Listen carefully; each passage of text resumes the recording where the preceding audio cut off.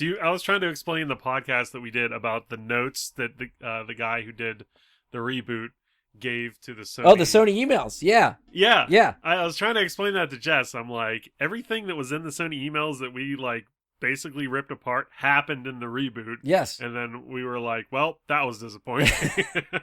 What kills me too is I went to look. I was like, wait a minute. Is that podcast still up? It's not. It's so old. It's not in the rotation anymore.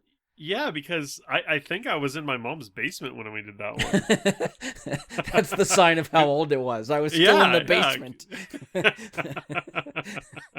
Yeah, because I was going to try to remember to bring that up. And then I was even thinking like, oh, okay, so where's our review for the 2016 Ghostbusters? Because we talked about that on the show. We did. And we did it with Steph, I believe. Yes.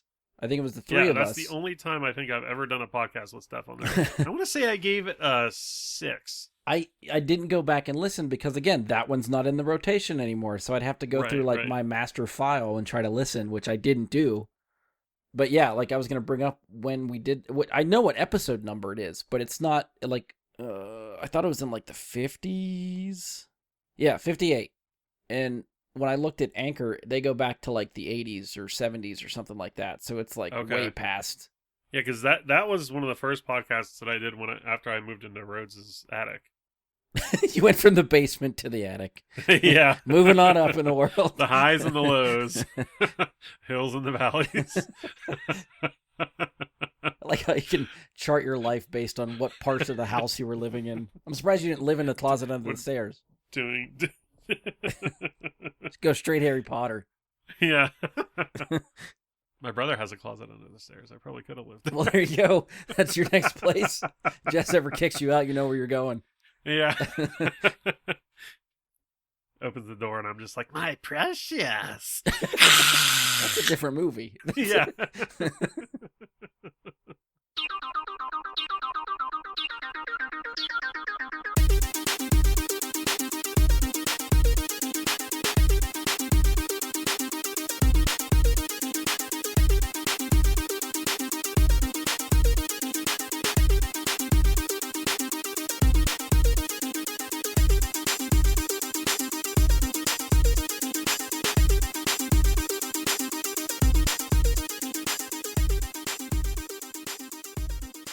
Hello and welcome to another episode of Bry Guy and his Super Friends. I'm your host, Brian Liebig. Joining me for this episode is someone who has been roasting the mini puffs by the fire all weekend, Andy Stoles. What's up, podcast people? And next up, we got someone who will pet all the dogs, even when they're demons, Josh Zorch. It doesn't matter. They're all fur babies. Do they have fur? I don't think they have fur. I mean, even if it was like one of the, are they even like, are they Egyptian cats or like the naked cats that have no fur? Okay. Is that the type? Yeah, there's like the dog from Coco actually is like that as well. Yeah, Coco, good pull. That's okay, the Mexican Chicago dog or whatever. Sure, yeah, we'll go with that. That sounds right. Yeah. The one where it sounds like you're gargling water. Pronounced it perfectly. Yeah. Saying words with Brian, Andy, and Josh. Welcome. As long as someone else screws up the pronunciation of something, like I do that all the time. So I'm glad when someone else does just it. tripped over pronouncing See? pronunciation. And I'm just gonna keep rolling because that's how I have to do this. Because if I dwell on it, it's just gonna get worse. All right, so we're back after taking some time off for Thanksgiving. So I hope everyone listening had a good holiday. You guys, Andy, Josh, you guys have a good Thanksgiving? Absolutely, thank you. Oh yes, very nice. Glad stuffed to hear it. Full of turkey. Awesome. All right, so something that released right before Thanksgiving, it's been sitting on most of our most anticipated lists, was Ghostbusters Afterlife. So this movie has finally come out, and we can finally talk about it. This was a movie that was originally meant to release in the summer of 2020, and then COVID happened. It was continually delayed until November 19th, 2021. Since it was due out in 2020, we actually did an episode about our most anticipated movies for 2020. The majority of our lists that have been released, but the stuff that hit our list has been released, most of it. But there's still a few holdouts that have not been released from our lists from 2020. Afterlife was on that list, and I dare to say it was collectively probably the most anticipated movie between all of us. And the four of us that were on that episode, me, Andy, Josh, and Mike, were there. Mike had it as number one. Andy had it as number one. I had it as number one. Josh's, it came in at number 4. Correct. But still, 3 out of 4 of us, this was the most anticipated movie of that year. 3 So out it of is 4 up ain't there. bad. And if you've listened to the show before, I don't really think it's a secret that, the Ghostbusters franchise is something that's near and dear to my heart. It's something I grew up with. I have much appreciated those first 2 movies much more as an adult. I think as an adult, I may have also impulsively ordered a replica proton pack that is slated to arrive sometime in the spring of 2023.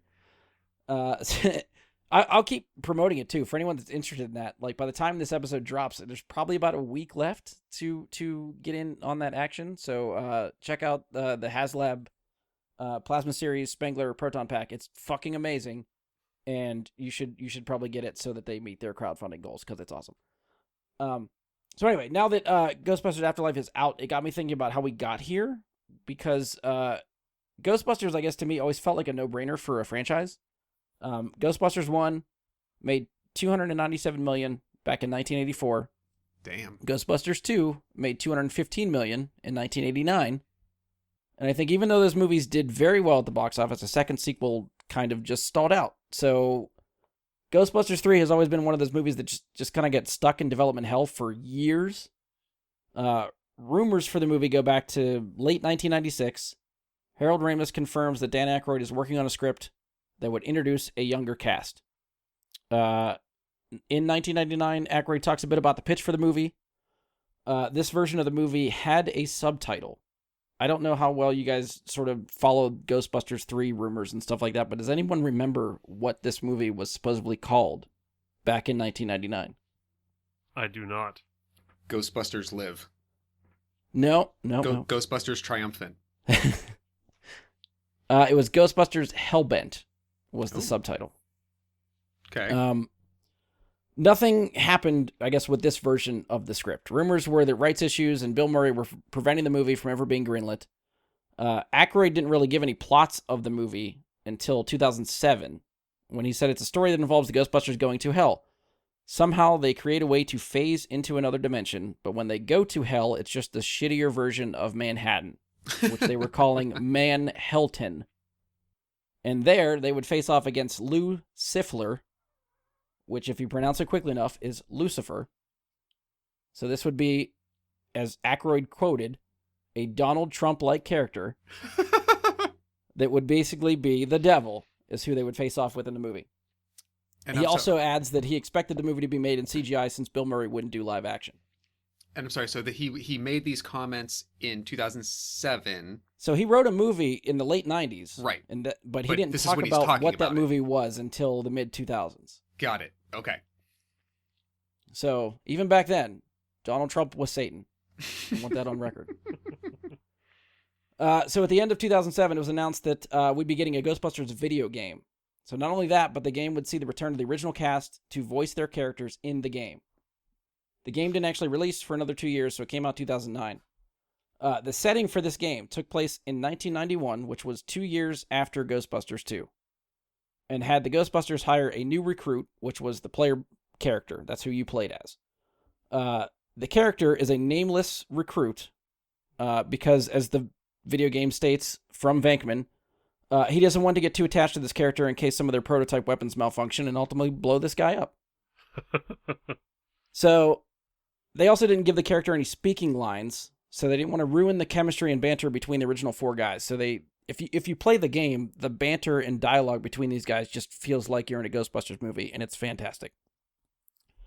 The story of the game involves the Ghost Realm breaking through into our world with the help of Ivo Shandor, which maybe we'll touch a little bit that later. Essentially, this was Ghostbusters 3. Like, the little bit that Aykroyd teased for the script for Ghostbusters 3, the similarities between that script and what this game does, I think it's probably repurposed for the game. Just my guess. I'm extrapolating a little bit there, but I think from what was teased and what never happened, they kind of tried to put it a little bit into the game since we were never going to get that movie. This was, at the time, the closest we were going to get to Ghostbusters 3. If you haven't played this game yet, it's excellent. It was recently remastered for Xbox One, PS4, Nintendo Switch, and PC. That version released in 2019. Which, I think it was... it might have been last Halloween, I think, For anyone that actually watches me on Twitch, I actually streamed that whole game on Twitch last Halloween. Because that was like, I didn't want to play anything really scary, and I really like that game. So you didn't cross it, did you? Cross the streams? Yeah. Oh, I did not. It was a single stream. That's great. All right, so the game again came out in 2009 originally, followed closely to what could probably be considered Ghostbusters Hellbent. From 2007 to 2014, there are numerous rumors and dead ends about a Ghostbusters sequel. Sigourney Weaver has started to be asked at this time if she's going to be in it. She doesn't know, but she continually says it would be nice if her character's son, Oscar, was now a Ghostbuster, which I actually still really like that idea. I think that'd be a fun way to tie in Ghostbusters 2 to the ongoing franchise.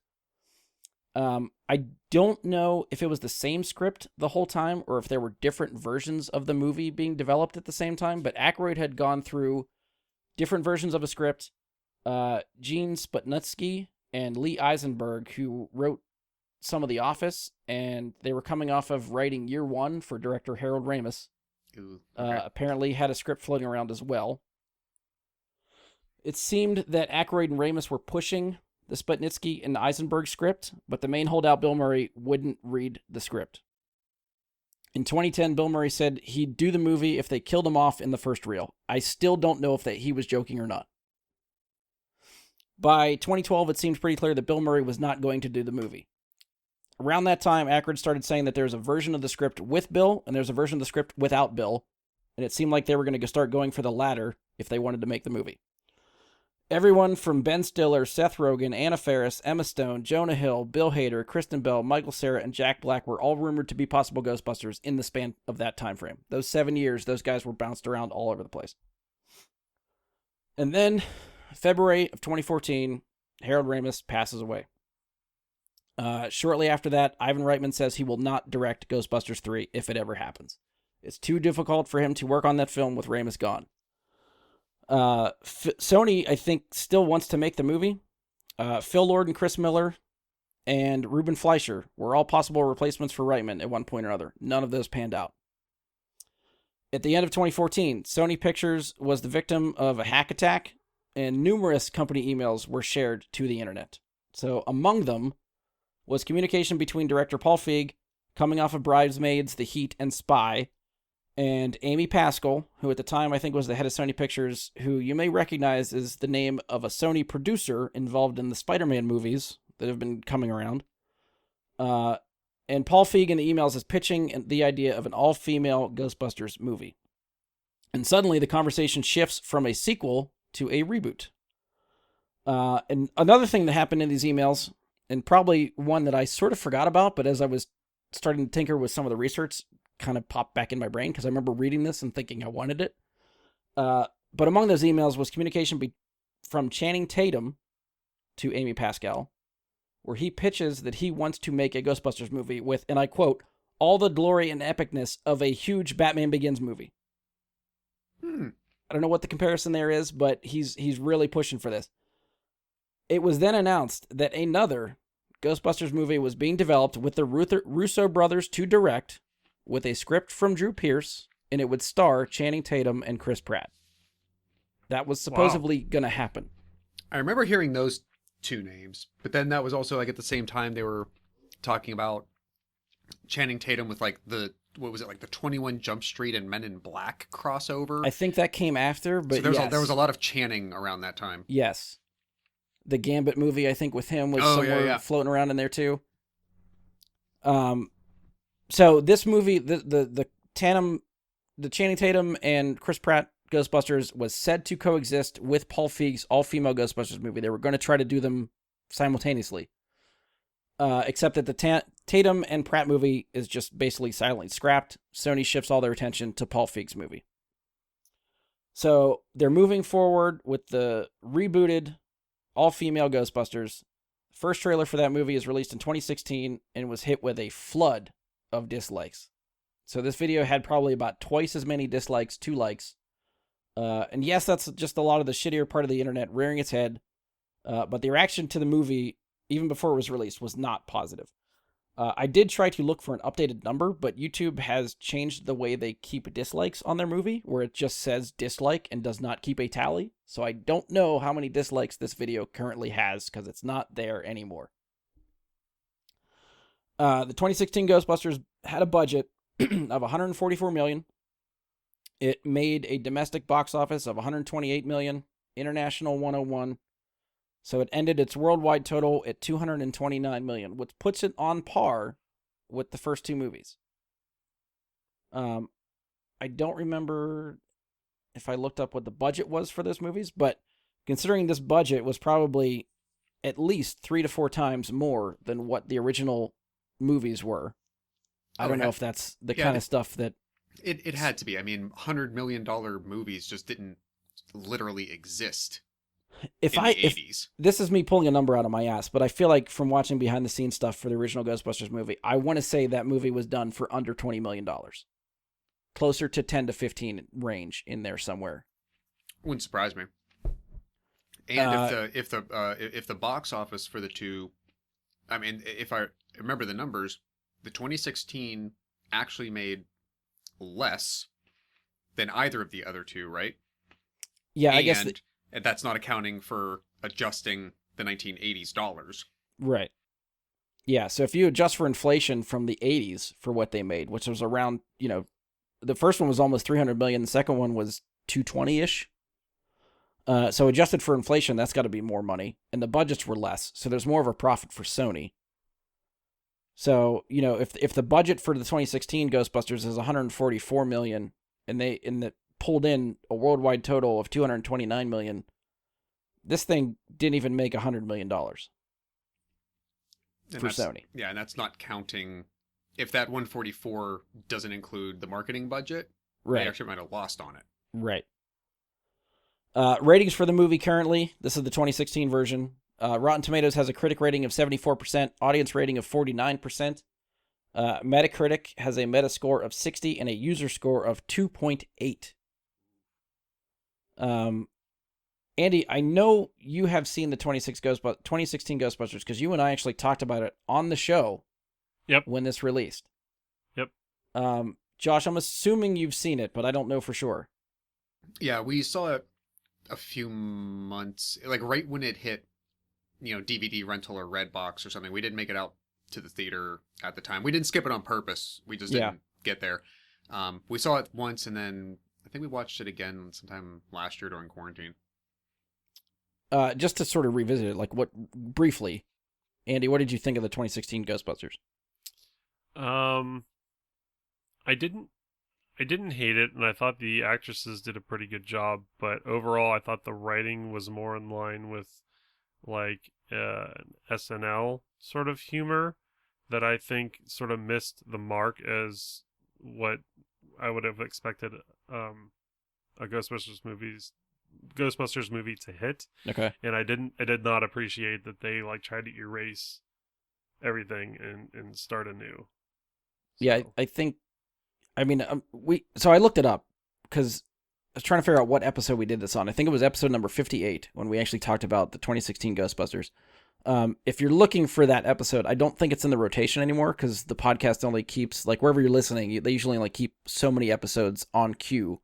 I think it's deep enough in our back catalog now that it's just kind of gone, so you can't really go back and listen to it. But yeah, I think, I don't remember liking it. I tried to give it the benefit of the doubt. I think what Andy had just said was my biggest hang-up, was more that it was not connected to the originals. I didn't need a reboot, and that was the biggest hurdle for me. I saw no reason. My problem was never with the cast. If they want to make them all females, more power to them. Yes, let's do that. But I didn't think there was any reason why they couldn't have the OG guys pass the torch to an all-female cast, in that same universe. I didn't understand the reboot thing. I didn't think they did enough stuff different with the reboot to justify it. Yeah, or even just, New York, and then just have a hub in Seattle or San Francisco, right, or somewhere else, across the nation. I think one thing that we'll get into with Afterlife that would have worked well for that story is you could have had the same thing, or one of the same bases, which is it's 25 to 30 years later, and even though it's the same city, you now have these adults who might have been kids. They might have, Right. they might have been the kids at the birthday party that Oh yeah. Ray and Winston go to in Oh, Ghostbusters 2, right? Like, He-Man. like He-Man. you know what I mean? Like they would have been, they could have been that age, but by this point it's almost passed into lore, and there's been so much Right. doubt cast by generations of parents and media and all this stuff. So you could have had a problem arise, like Afterlife, and other people have to learn on their own by maybe discovering and doing research, because you could have kept them as educated people and intellectuals. Yeah. Getting them from A to B would not have been that difficult. I agree that the foundation of it could have been strengthened by a continuation instead of completely starting over. Right. I mean, I still think there's a section of the internet that still would have just been completely against it because of the female cast, because that's the way the internet works. Right. But There's just assholes be assholes. Right. right. I think there was definitely a section that didn't want to see the movie because it was a reboot. They weren't as vocal about it, I don't think, or maybe were overshadowed by everybody who's screaming about the female cast members. But I definitely think keeping it in universe and in canon would have helped that movie, regardless of what the cast was. Josh, I don't know if we really talked, but what did you think of the 2016 movie? Do you have any other notes for that one?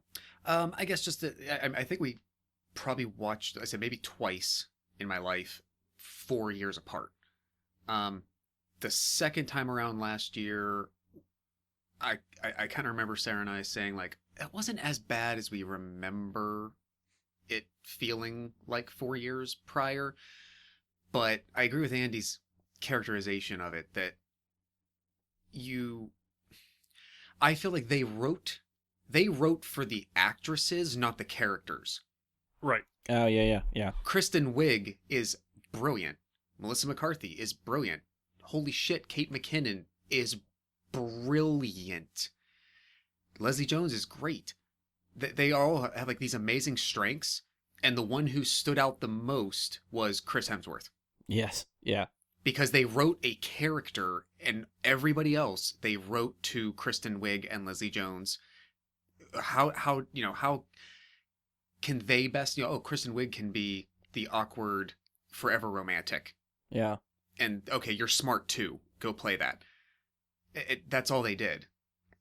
So I think it was a failure of writing for that. But overall, I don't think it's not as strong as it needs to be, and as it easily could be. But I think it's probably 10 to 15% better than most people will say it is. I will agree, because I have watched it since then. Like, I've watched it a couple other times. I mean, just being a Ghostbusters fan, like, I will still sit and watch it even if I don't like it. But I agree. I think it plays better with repeat viewings, maybe. And maybe that's just because I know what it is now. But I guess I still don't really think it's funny. Like, I don't know. Most of the jokes I don't think land for me. But it does have some redeeming factors. I think the opening 5 minutes of that movie, like the cold open with, of course, now I can't think of his name, but the guy that's given the tour in the mansion, I think the cold open for that movie is pitch perfect to Ghostbusters. Like the opening of that movie, I'm like, okay, they're going to get this right. And then it kind of goes downhill from there for me, but it does some stuff right.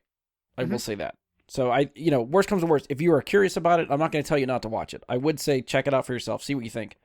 But it is, I mean, out of all these movies, it is definitely my least favorite, but still not terrible. It's rank 4 for sure. Mm-hmm. All right, so after the 2016 Ghostbusters movie, it pretty much seemed like the franchise was dead. The movie there was no talk of any other sequels to either the original cast or the reboot. The conversation just kind of faded. And then, really, seemingly out of nowhere to me, a Ghostbusters teaser trailer hits the internet in January of 2019. So this was a video that's under a minute long. It shows a farm at night, slow pans to a barn.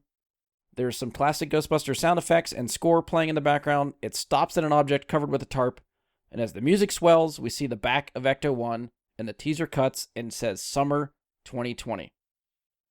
Now, I've just recently put this trailer up on Facebook. If you're on Facebook, I just put it up there again, because as I was writing this, I remembered that trailer and watched it again, and it still gives me goosebumps. Like, this to me was such a surprise, and I had to check like 5 different times to make sure I wasn't watching somebody's fan film trailer, that this was an actual thing that was going to happen. Like, I lost my shit. This is a total shock. Do you guys remember this trailer? I know I put it up there, Yep. so you might have watched it recently, but do you remember seeing this? Was this a surprise to you guys? Yes. Oh yeah, I hadn't heard anything about development for it.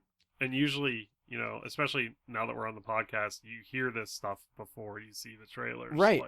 Like this person's grabbing the script for a Ghostbusters movie, like let's see it, and this one I felt like was really under the radar until like all of a sudden we were like, what was that?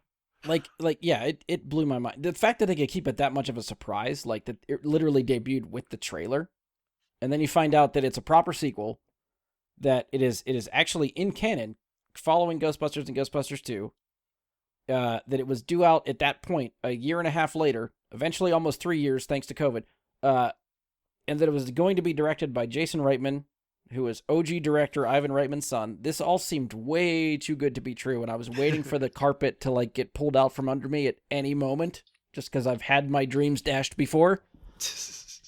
And even the flowers are still standing. And, even with all the delays, too, like, it just seemed like we were never going to get there. Like, the movie was meant to release July 10th, 2020. Then it was pushed to March 5th, 2021. And then with the pandemic ongoing, it was pushed again to June 11th, 2021, and then again to November 11th, 2021. Finally pushed 1 week later to November 19th, 2021. And here we are. So, I don't know what the budget for Afterlife was. I tried looking. It's not listed yet. It had a domestic opening weekend of $44 million. Domestic total so far is $89 million after 2 weeks. Internationally, it hasn't done all that great, $28 million. I don't know what kind of international audience Ghostbusters has, so that really doesn't surprise me. That brings the worldwide total so far to $117 million, which I think is pretty good, all things considered. Ratings for it right now, Rotten Tomatoes has a critic rating of 63%, audience rating at 95%, which if you've seen any of the promotions recently, they ain't really giving you shit about what the critics say. They are putting that audience rating front and center on every promotion and commercial they are doing right now. Metascore for Metacritic is 45, user score 8.3, so that falls in line with what Rotten Tomatoes do. The critics are fine with it. Audiences seem to love it.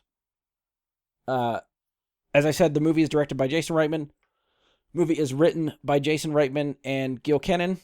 The movie stars McKenna Grace as Phoebe, Finn Wolfhard as Trevor, Logan Kim as Podcast, Carrie Coon as Callie, Paul Rudd as Mr. Gruberson, Celeste O'Connor as Lucky, and yes, we get some OG cast in there with Bill Murray back as Pete Venkman, Dan Aykroyd as Ray Stantz, Ernie Hudson as Winston Zettmore, and Annie Potts as Janine Melnitz. So before we get into our main discussion and into spoilers, Josh, give us some general thoughts for the movie. I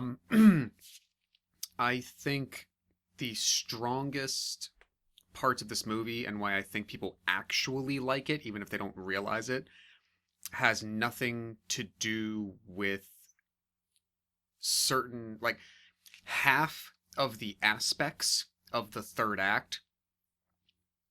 And when we get to the next section, I'll specify which of those halves. Basically, your antagonist. You don't need the antagonist of this movie.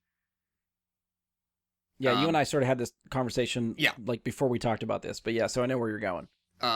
So overall, I think the first and second act, the reason that it's so good is because you become attached to the kids. And for sure. I don't even know if it's the fact that it's not really the fact that they happen to be kids. The actors they selected for the roles that they wrote were really good. Yeah. And they could have been teenagers. They could have been adults. They happened to choose to write for kids, and they selected really smart teenage actors for that.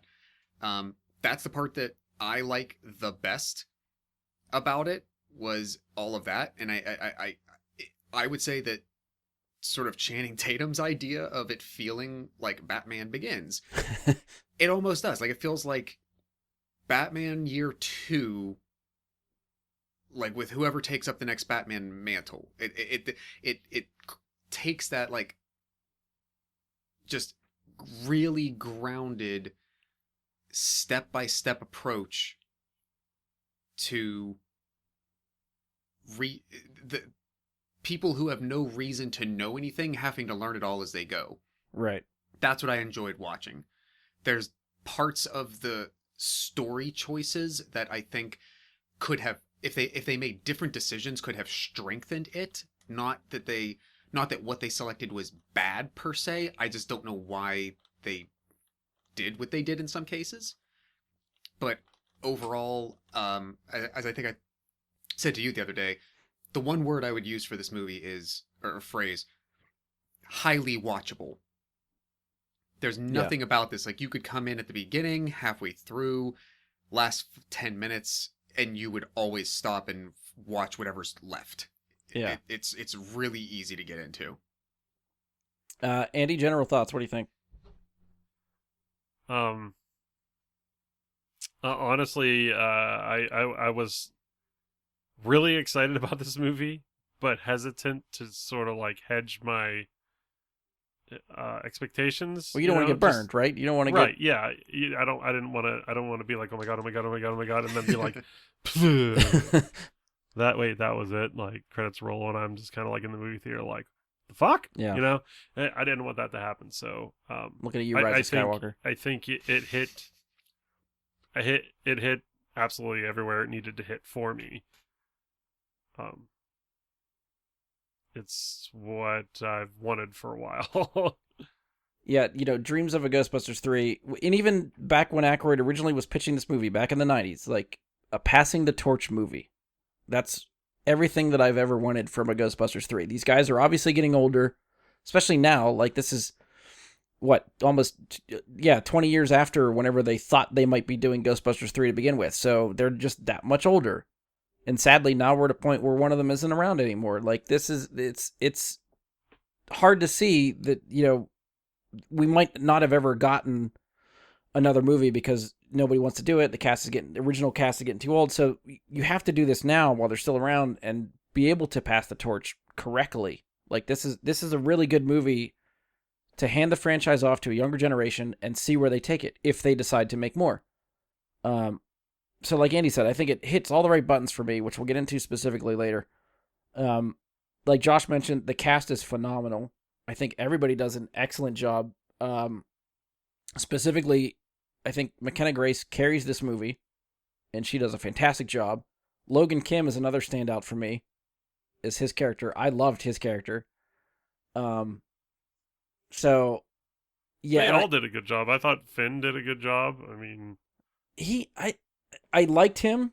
I don't think that I felt like he was doing anything different than what he normally does. So I just felt like it's just Finn Wolfhard in a movie. Like, I can't distinguish him any different than like Mike from Stranger Things. My issue was not with him, but with maybe the character as well. Right, like, yeah. They wrote Phoebe to have to carry the movie. Oh yeah, for sure. Right? Trevor could have been any number of actors around his age, or they could pass for his age, and what they needed him to do could have been achieved by a lot of people. Right. So yeah. Like, it wasn't his fault necessarily. It was limited in what he needed to deliver. And a lot of this movie, I think, like Josh said, is set up for the new characters. So if they make a sequel, this is where I want to see them play more with this cast and do some new things.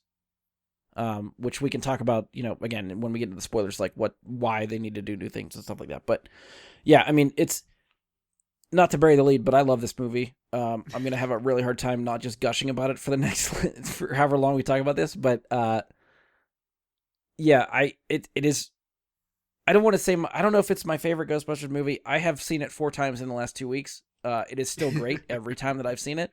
It has not gotten old for me, so anybody that still wants to see it, open invitation. I will go again.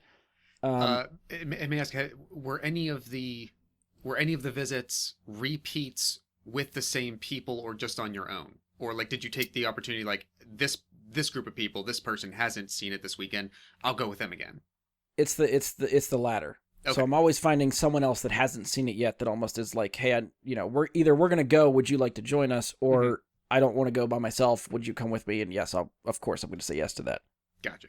So I've not, well, no, that's not true. You know what? Leslie went twice. Because we did Thursday and then we did Friday. And but everybody else in the group has been different. Too? No, other people were there too. Okay. Well, but still, the sort of the prompt, even for both of you, may have been, hey, these other people aren't going the first night. Right. Do Like I got tickets Thursday and Friday for different groups of people. Mm-hmm. It was just that Leslie was like, "Yeah, I'll go again," even before seeing the movie. So she was locked in for 2 nights. But yeah, it's still great. I don't How many know. times? What's that? Have you seen it? How many times have you seen it? 4. 4. Yeah. Okay. Josh? Once. Okay. Did you only go once, Andy? For me. Okay. Once for me as well. Yes.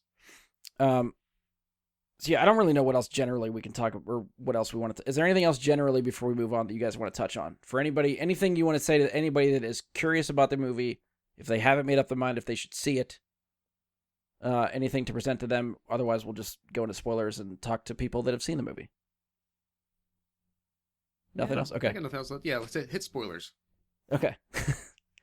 Yeah, so for anyone that's on the fence and wants to go see it, definitely, this is my stamp of approval. Go fucking see the movie and then come back and talk to us after. So here we're going to get to the spoilers. So if you have not seen Ghostbusters Afterlife and do not want spoiled, pause us now, come back after seeing the movie. We will be here waiting for you, I promise. Again, last warning, I'm excited to talk about some spoilers, so we're going to talk about some spoilers. Here we go. I'm stumbling over words again, but it's fine. Spoilers to follow. Wee-oo, spoiler! Wee-oo, spoiler! You know, something like that. All right, so we are into spoiler territory. If you've listened to the last couple episodes when we've done our movie reviews, we usually try to stick to our categories. There's only 3 of us this time, so I'm going to try to let it be a little bit more free-form in our discussion. We will probably still hit the main stuff we do, direction, story, characters, all that kind of stuff, but we'll just kind of let it go and see where we spin. So I'll throw it out to Andy. Wherever you want to start, spoilers, whatever you want to talk about, spoilers are there. Kick us off. It's an odd starting point, but I just wanted to talk about 2 of the cameos that surprised me and shocked me with how little they were in the movie. Okay. Yeah, and that was Josh Gad and oh god, I can't remember his name. Jonah Jameson, basically. Oh, J.K. Simmons. J.K. Simmons. J.K. Simmons, thank you. Yes. Wait, Josh is puzzled. Yeah, you're breaking my head right now. Josh Gad was in this? Not Yes. visibly seen. Not visibly seen, but I'm he trying to find was him. the voice for the ghost that ate the metal, which is, I can't remember his Muncher. name either. Muncher, yes, right, thank you. Right. But Huh. it doesn't make any discernible Josh Gad noises, so I don't really know why he needed to be in that. They could have just had some programmer guy make weird noises that the ghost could make. And it took So me to like the I third didn't- screening before I noticed that in the credits that he was Muncher. Yeah, it like what? Strange. And J.K. Simmons was in the movie for all of 5 seconds before he got torn to shreds and never to be seen again. It just seemed to not have any bearing on anything either. I feel like that was meant to be a shocking moment. Like the movie is building to you thinking Ivo Shandor is going to come back to life and be the villain. And then Gozer comes up and rips him in half and you're like, "Oh no. We faked you out. This isn't the guy. She's the guy again." Yeah, I just don't understand. You could have had just Anybody sort in of, prosthetics. Yeah, any actor sort of do that. I don't Well, I think know that if lends it to was the like surprise more. Like you're looking at shit. it like that's J.K. Simmons. That character must mean something, and then they kill him off like that, and then you're like, "Oh, okay." Well, Yeah. it didn't See, it didn't even register to me. Someone, either Sarah or someone else, told me afterward, like, yeah, that was J.K. Simmons. I'm like, he's not on screen long enough, and he is in makeup and He prosthetics. literally I didn't. is in the middle of delivering a line before he dies. Right, You know, and his only he's line. there so little. I literally didn't recognize him as anybody. Which Right. props to like So- my buddy's wife who on screening number 4, as he's laying in the coffin, you see him for the first time. She goes, "J.K. Simmons?" I was like, "How the hell did you pick that out already?" I did No not way. pick up J.K. Simmons when he was in the coffin. Only when he started talking, I was like, Yeah. "Oh shit, that's him." I was wondering if maybe he sort of called up Jason and was like, do you have any roles? I really want to be in Ghostbusters. Same with Josh Gad. Just like this has been like a lifelong dream. Like I'd be honored to just do any little last bit that I could. Josh Gad, I could see for sure. Like it would warm my heart if J.K. Simmons is that big of a Ghostbusters fan that he just wants to be in it at any point. Like I couldn't think of any other reason why you would do that unless there's like these awesome like lore rich deleted scenes that I'm assuming will happen. Yeah, maybe. We'll have to wait for the release, the home video release, to see if they did something else with Ivo Shandor. Yeah. That's sort of where I wanted to start off with, because I feel like that could be a little bit missed in what was happening. Yeah. I mean, that could spin us into characters and stuff too if we want. Yeah. So, but while we're talking about it, did you guys? I just found this out. I wasn't sure if you guys knew this or not, but did you know that Ivan was actually in this movie? Ivan Reitman. All right, I'm gonna guess he somehow doubled for Egon. Yes. Okay. He was a stand-in for Egon. I only know that because I seen Jason Reitman with a behind-the-scenes picture of like him and his dad was in the uniform holding the gun. Yep, he was a stand-in, so, he was the guy there before they added all the ectoplasmic special effects to make him look like Egon. Yeah, see, that's fun to me. And I think that's that awesome. is so heartwarming it's, it just brings that For Harold up into the stars, just like all that much more meaning to me,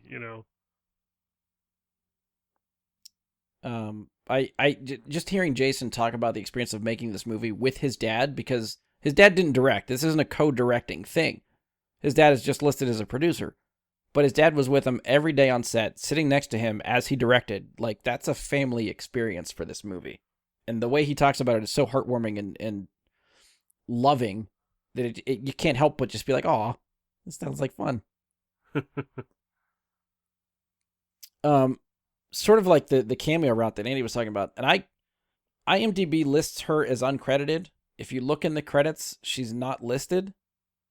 I think Josh and I talked about it after the first screening, but Gozer, the actress that plays Gozer, it's got to be Olivia Wilde, right? What? That's not Olivia Wilde. That's There's no way that's she Olivia looks Wilde. exactly like Olivia Wilde. That stood out to me immediately. She's not listed in the credits. They have a Spirit of Gozer listed, which is Emma Portner. Well, but IMDb lists Olivia Wilde as Gozer uncredited. And it might be, I'm not saying this is the case, it might be because they have someone else listed as the voice for Gozer. The voice I can another actress. She's been in video games before, and I know her voice. Oh yeah, and like she's been in live action stuff too that I know her from. So it might be one of those things where they don't technically have to list her in certain official capacities because she didn't technically speak her own voice on screen. Right. And that's where you get into a lot of rules of like extras. If you have someone on set, from what I understand, and you decide to like have an extra say anything as to fill a space, to create a moment, to do something, that person now gets paid differently. They have to be credited. Like, it's a legal thing. It's a union thing. It could be that's why they're making the distinctions here. So I don't know. I don't know why you wouldn't just confirm whether it's her or not. Like, what is there to lose or gain? And my hurdle is like, why list the Spirit of Gozer and have someone else be credited as Gozer? Like, I thought they were sort of one and the same. Unless the Spirit of Gozer is just like mocap for like some of the CG Gozer stuff. That's what I think. Either they only use Olivia Wilde's face and put her face onto the CGI form after this other person did all the like on-set mocap. Right. Okay. That could be it. Or like in the moments where Gozer is like less than it's more like the like electrical like ego kind of form. Right. Maybe the Spirit of Gozer actress had like, maybe they required that to be able to move in a certain way that like was not up Olivia Wilde's alley. Yeah. So they had to have another physical person doing those moments. Which I'd buy that, yeah. Because I can't, once I figured out that, hey, wait, that's Olivia Wilde, or at least who I think is Olivia Wilde, I couldn't unsee that and figure out that it was someone else. Like, it has to be her. Like, I'm convinced it's her. Right. So how viable is the information from Screen Rant? I don't know. I don't know. Their stuff is hit or miss for me anymore. But why? What are they saying? It's her or not her? So I'm reading something that says 3 people played Gozer. Okay, so if they have a mocap person, a Wild- voice person, and her for her face, her body. So it says Wilde plays Gozer in their solid corporeal form, but Canadian dancer and choreographer Emma Portnor plays Gozer's CGI spirit form, Okay. presumably through motion capture. Meanwhile, Shorey Ash Yeah, good luck with that name. Agdashlu Mhm. provides the deep crackling voice. Yeah. Okay. So I think they're correct, which would put us spot on with what we're talking about. So I think we nailed it. I think we got there ourselves. Yeah. Yes. Damn. See, I did not see that. If you watch it, if you go see it a second time, Andy, think of Olivia Wilde as soon as Gozer pops up on the screen, and you're gonna be like, "How did I miss this?" Okay. Yeah. This is one of the few movies that I've seen in the theater in quite some time where I was like, I need to go see this again in the theater.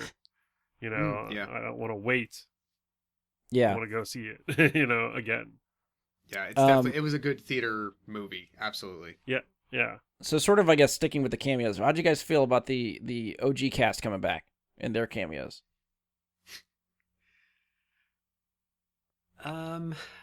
I guess they were used well enough. I don't think you can put Bill Murray on screen by himself Okay. without him just taking over everything. Oh, Like, yeah. like he's just it's gonna change. You're not, because you're no longer watching the movie. You're watching Bill Murray in the movie. Right. So when he appears with the other two on the farm at the end, I think it was effective. I actually really appreciated getting the extra Winston time and the stingers. Oh, yes. I really dug that. Because at first I was like, well, you got a moment with Ray much earlier in the movie for a minute or two, Yeah. and then they all I loved that moment on the phone. Yeah. which I that did was too. Awesome. Yeah. But and then yes, okay, then they all appear together in uniform, ready to help with the fight. But then I kind of felt like it trivialized Winston during that time. So Yeah. I appreciated that, like, extra push, and like they're kind of using him as the cornerstone, it seems, perhaps, to like push the next chapter forward, which I really dig. Yeah, we'll spin back around to that Yeah, later. Andy, what'd you think of the OG guys coming back? It just like I got such an urge of like this energy when I got to see like all sort of 4 of them like together using proton packs again. Just like, I never thought that like I was gonna be able to see this again. Right. Just like this brand new scene that just it just gave me. It's not the first time I'm going to make this reference, but I'll probably come back to it again. But that moment, seeing the 4 guys lined up, even if one of them's a ghost, busting ghosts, gave me the moment that I've wanted from the Star Wars sequel trilogies, which is get the OG cast together in a frame doing something. Like, Star Wars never achieved that. Yeah. This movie did it, and one of them has passed. And I will say the actual acting, the moment, when they're all trying to light up Gozer together, and like one by one they turn to Egon. Yeah. I don't know about you, like, it could have just been me making up in my own head because I wanted it to be something, but like I almost got like, at first they're shocked because there's a ghost. Then they're shocked that they're seeing Egon. But then the revelation of like Egon, if Egon is here as a ghost, it must have, like, it kind of explains things. Like he's there as a spirit willingly. Right. Not like in the way that like they've never discussed, and well, in a way, they've never given the impression that everybody who dies does leave a ghost behind or can leave a ghost behind. And they never got to like the rules, right? They've always just sort of said that they're kind of manifestations, sometimes rooted in conjuring, evil spirits, gods, all that kind of stuff. But in my head, I saw that I created a moment where one of the group has chosen to take this path to as like a means to an end, as a tool, a tool in the tool belt, a way to continue to affect what they want. It was a tactic, almost. Like, he didn't happily die. By the time it came, it seemed like he realized he was going to, but the choice to stay behind until he got done what he needed to. I feel like I saw that whole transition happen in the faces of them when they turned to him. So I just kind of want to spin off what you were talking about there, sort of like Egon's death. And after seeing it 4 times, I could go either way. So I don't know if you guys have a play here. Did the ghost kill Egon, or did Egon kill himself to do what Josh said and make sure he became a ghost to try to finish his job? You never see what happens. Well, something comes out of the chair. Right.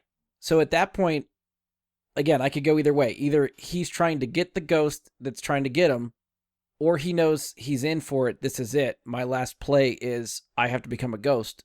I'm going to shock myself. The only thing they say about his death is that he had a heart attack. Right. Correct? Yes. And that's merely secondhand information that Phoebe has. Right. Assuming heard from her mom. So, I mean, really, for the sake of the plot and to move the story forward, it doesn't matter one way or the other. True. But for me trying to read into it, I don't know which way it went. I don't know if you guys have a feeling one way or the other. My guess is that he wouldn't willingly do that to himself. Okay. Probably not knowing if he would come back. I kind of felt like my guess is that he came back because he had unfinished business to reconnect with family and to finish what he had started. Okay. And I can buy that. Opinion. Right. But if he did it to himself, it would be a harder argument to make that he had unfinished business when he himself did it to himself. Well, I think the unfinished business still applies. Like, he didn't defeat Gozer. He didn't finish his ultimate plan. And I also feel like, to that point, like, studying ghosts for years, it's almost like I'm seeing it as like how to study to become a force ghost. Like, he's worked around the subject matter long enough that if anybody could figure out I have to kill myself this way to become a ghost, Egon could figure it out.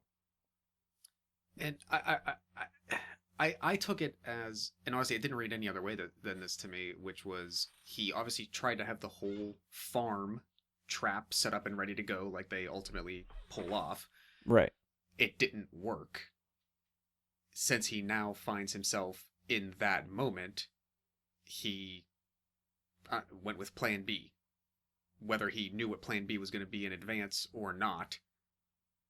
So it's either get himself killed or kill himself. Well, like, I never got the impression that he killed himself. Okay. I took it as once the farm trap was faulty in the beginning, and presumably it's Gozer there in front of him still, that you don't see because you only see it from like their point of view. Which I love all that stuff, but yeah, but presumably that's the same thing you see play out then in Act 3. Yes. Yeah. The farm trap doesn't work for him, so in that moment he probably realizes I'm not getting out of this. Right, it's an undeniable conclusion. Okay, correct. And with his scientific brain, he's like, well, so he's backed in a corner. This is it.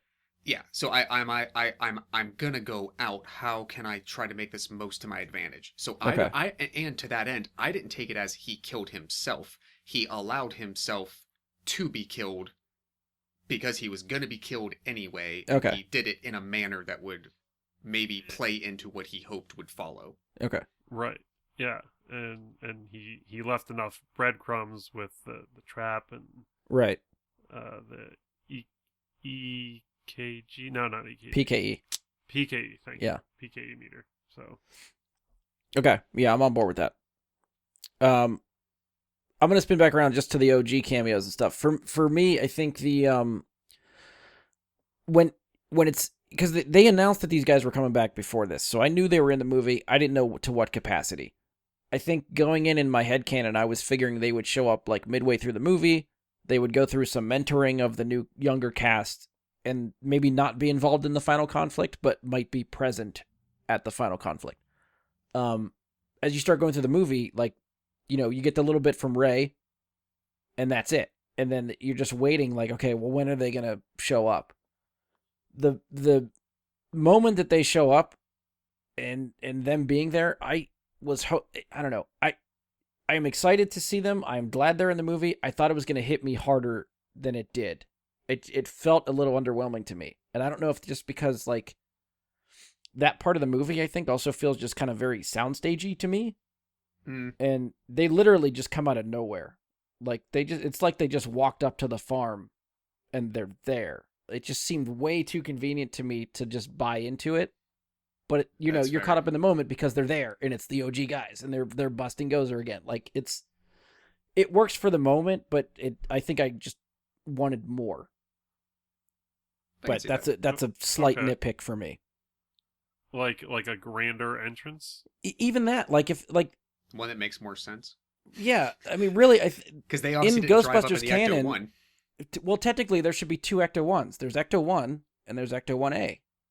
Ecto-1A still exists somewhere. They could have rolled up in the second, like, if you hear those sirens coming around the corner, like, as they're starting to fight Gozer, that would be less of a surprise to them suddenly just hear, like, Bill Murray's line as they try to hit Gozer. Like, it I don't know. I'm torn because it works awkward. for the impact. Like, it's a nice little, like, hey, they're here, and suddenly they're part of it.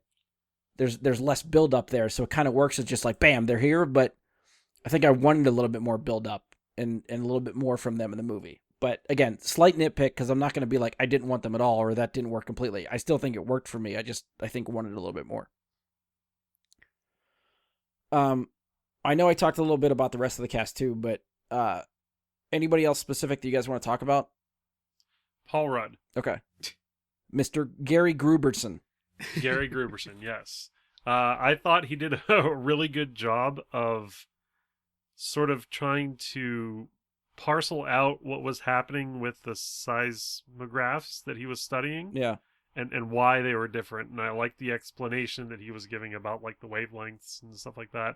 I thought that was really cool. They made him kind of a smart scientist, Yeah. sort of out of his field for what is happening as far as whatever. But I thought that was really cool how they spun his scientific expertise into the movie. Which that moment And- features the best joke of the movie for me, which is Phoebe's obtuse line. The triangle wink. joke. Yes, and the wink. Oh my god, it gets Which me every she time. then explains that it was a joke because I winked. Yeah, I And love it so honestly, much. it's stuff like that whether you I think you subconsciously realize it or not, it's those kinds of moments that your brain tells you she is killing this movie. Yeah, Yeah, And she has like really a series of those types where they just like hit one after the other. yeah. So did we move on from the cameos and we're just going in more like Just any just general characters? cast. Like anybody in the cast you want to talk about? There was a scene I did not care for that Paul Rudd was in, and that was sort of like the lovemaking scene when they were the right in the desert. the human form of the dogs. Yeah, It just seemed very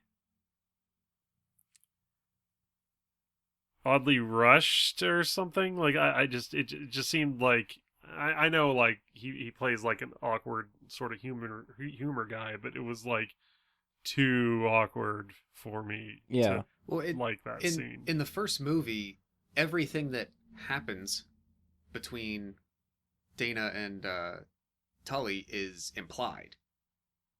Right? It's all innuendo and it's all subtext.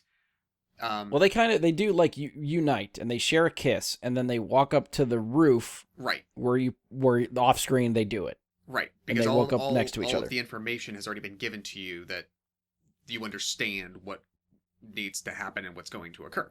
Yeah. With this, especially in that moment right before, for whatever reason, Reitman must have just been like, okay, act like Rick Moranis as you run off this rock. And then when you get to her, yes, it's going to be hyper tension, sexualized. You're going to go in for a big animalistic kiss and then fall out of frame. Yeah. I will say too, the scene setup was a little awkward. Paul Rudd. Yeah, I don't know. Paul Rudd gets 2 laughs in this movie for basically doing nothing, I feel like. But one of them is his just laying on the rock.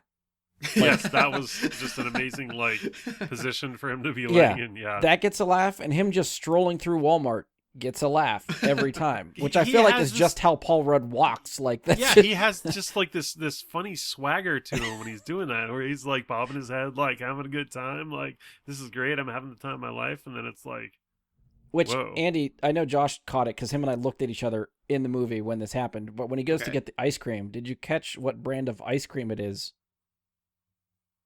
The brand of ice cream that he is getting from Walmart. In the cooler section. No. Baskin Robbins. Baskin Robbins always finds out. Ant-Man. How well do you remember Ant-Man? Okay. He was an Ant-Man. I wasn't connecting like what you guys were saying there, but yeah, there was. Yeah. Okay. No, I didn't. I was thinking in terms of like Ghostbusters, so I'm trying to think of, like the first 2 Ghostbusters, and I'm like, was Baskin Robbins in like her refrigerator when Venkman looked into the refrigerator? And like, I mean, you might be right. I don't know for sure. Why am I not getting this? 41 flavors of ghosts? I don't get it. Like, what is happening? Yeah, I mean, I'm assuming it's an Ant-Man Easter egg that they put in there. At least I think that's what Josh and I are on the same page is, because we literally leaned forward at each other and we're like, Baskin Robbins. That makes more sense. I was just wrapping my brain. I mean, I think the line you were trying to go down makes more sense to try to consider. Yeah, I wasn't putting it together, but I wasn't pulling all nerddom, just my Ghostbusters. That's fair. Nerddom. That's fair. My card catalog, Get that Rolodex out. Let's go. Yeah. Oh, there it is. Ant-Man. Josh, was there somebody you want to talk about? I think you started somewhere. Yeah, I would say as far just one more comment quick on cameos. I was happy that Annie Potts showed up. I was sad that we got her so early and then she was gone. Yeah. We got her in the Stinger too. That's true. That is true. I forgot about that. But I mean, like, she's always just so delightful. I don't know. There's something about her demeanor that she can bring as an actress when, like, if that's the character she's playing, she's so good at it. Yeah. Other than that, like, I would say I freaking loved Podcast. Yes. This kid. he was great. This kid was great. Talk about laugh moments when they're at the junkyard or the old industrial mill or whatever, and she's gonna try out the proton pack. And he pulls that elongated microphone out of a gunslinger's holster. Like a holster. That got me because I don't know maybe I was slow on the uptake. I didn't understand what he had there at first. I didn't know what it was. Yeah. And it's not until he actually goes to remove it. Like, I thought he was just being silly. Like, oh, you have a big thing you're carrying around. I'm going to find some junk thing and put it on my hip too. And when he takes it out and he's got that 1.5 foot long microphone that he's using, that killed me. And forgive us, at least 2 of us, if not more of us, in the theater with you the first time said, if podcasts had been around and were what they are when we were 12 years old, all of us said that would have been Brian. Yep. I call myself Podcast because of my podcast. Yeah. I do like that he owns up to it. Like, oh, that's your nickname? Yeah, I mean, I call myself that. He was delightful. And something like that, like a gag, like that personality, you think could easily sometimes wear out its welcome, but they towed the line with it just enough that it worked every scene. I'd seen Jason Reitman talking to, I think it was Adam Savage in one of Adam Savage's videos. He sat down and had an interview with Jason Reitman, and they were talking about podcasts, specifically that character, and that like on the page, it doesn't seem like these lines are deliverable or like just don't feel like they would hit as well as they do. Mm-hmm. And it's all Logan Kim. Like the way he just delivers everything is fun and delightful and lighthearted, and like he just nails it. Yeah, his delivery made it all. And I didn't pick this up or really think about it until like viewing 3 or 4. Where the hell are podcast parents? Right. The kid that's strolls a good along with question. them for 2-3 days, gets involved in a world-ending ghost crisis, and his parents are nowhere to be found.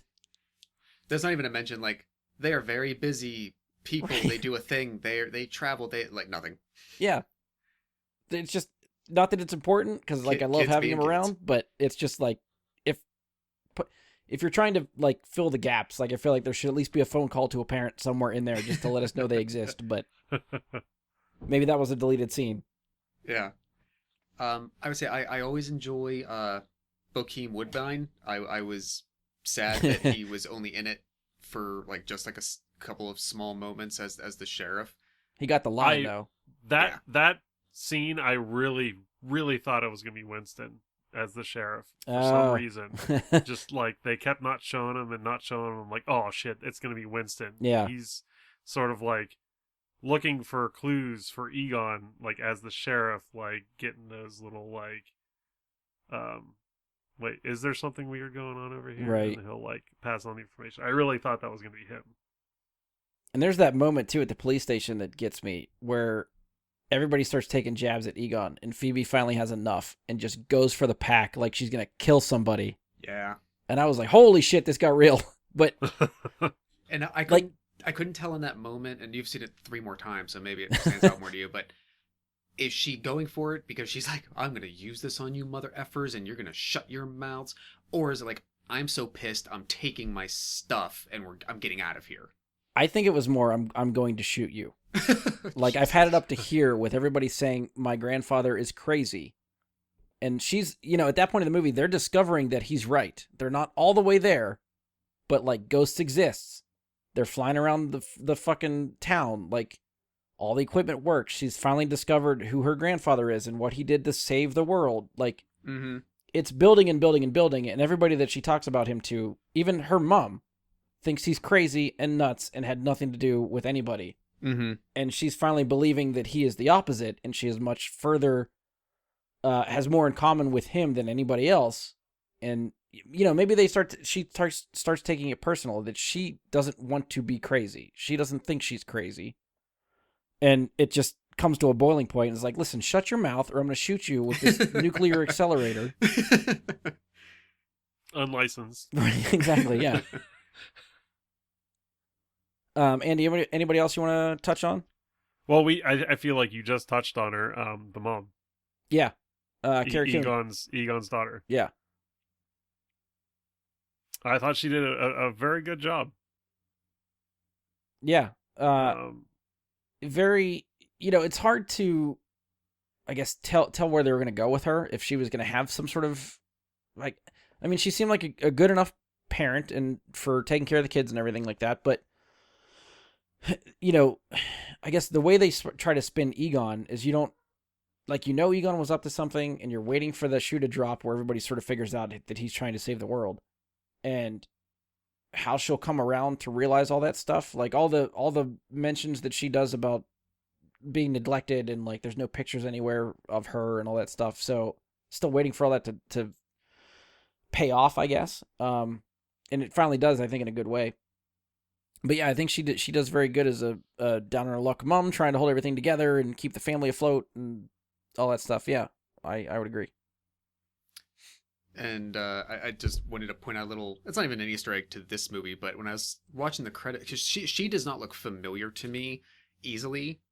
Like, she looks like many actresses could look that you have seen a million times. Yeah. And no offense to her, I just don't, like, she's not very familiar to me. But when I saw the credits, I'm like, Carrie Coon. the hell is Carrie Coon? I know that name. And I think I said this to you guys when we got out of the theater. She was I think the voice. I don't think she was the on-screen, on-set body. I think she was the voice of Proxima Midnight from Avengers Infinity War, one of Thanos' henchmen. The one that Scarlet Witch throws into a spinning wheel. Yeah, the woman one. Yeah. And yeah, after you said that, watching it again, like the voice fits. Like I can hear it with that in mind when I watch the movie. Mm-hmm. I know I sort of gushed about McKenna. I think you guys maybe did too a little bit. But anything to add for McKenna Grace for Phoebe? What else has she been in? Or is this sort of like a first role for her? I know she's pretty young, so... Not at all, my friend. She has... So this was an introducing McKenna Grace movie? Not at all. She has almost 60 television and film credits. Okay.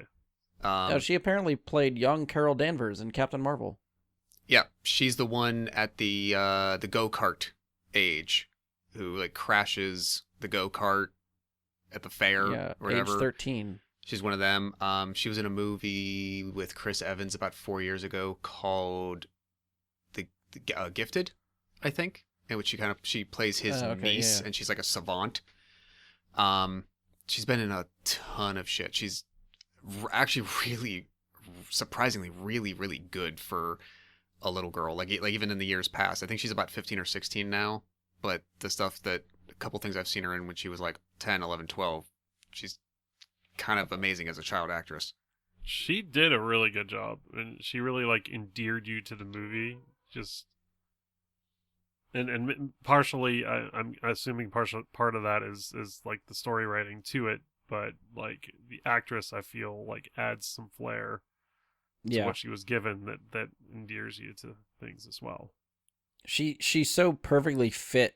Like, if you were unsure if she was Egon's granddaughter, like you just have to watch her for a little bit and her mannerisms and what she's into and how she delivers lines. Like, it's so deadpan. Harold Ramis's delivery of Egon's lines, like it fits so well. And again, I keep coming back to that obtuse joke. Like, that was the one for me that's like, yep, you are Egon. Like, this is his genetics right there. That's great. I think the only sort of like main cast member we didn't really talk about was Celeste O'Connor, who was Lucky, the other diner worker that Trevor was into, Finn Wolfhard was into, who I guess is like the fourth member of the Ghostbuster team for them. But yeah, she did good. I don't know if she definitely didn't have the screen time I think as everybody else, so it was a little bit less to get invested with her. Her character was a little less like doing things and way more having things happen to her and seeing how she reacted to stuff, Yeah. But I think she did good. Yeah, I mean, she did well. By the time the story came around toward the end, and I realized like, oh, they've now given us like 4 kids basically, and now we have the 4 Ghostbusters. It wasn't even registering in advance of that moment that she would be one of them. I didn't think they were kind of making her that important. Right. And then sort of like in the middle of it, like, oh, okay, well, we got Mom out of being a dog. And oh, no, look, now she's taken over temporarily. But nothing really happens to her, so she'll just be off to the side until this gets resolved. Yeah. I don't know if there's anybody else in the cast we want to touch on. I think we pretty much hit all the main people. I would like to talk about some people that I would have liked to have seen. Okay.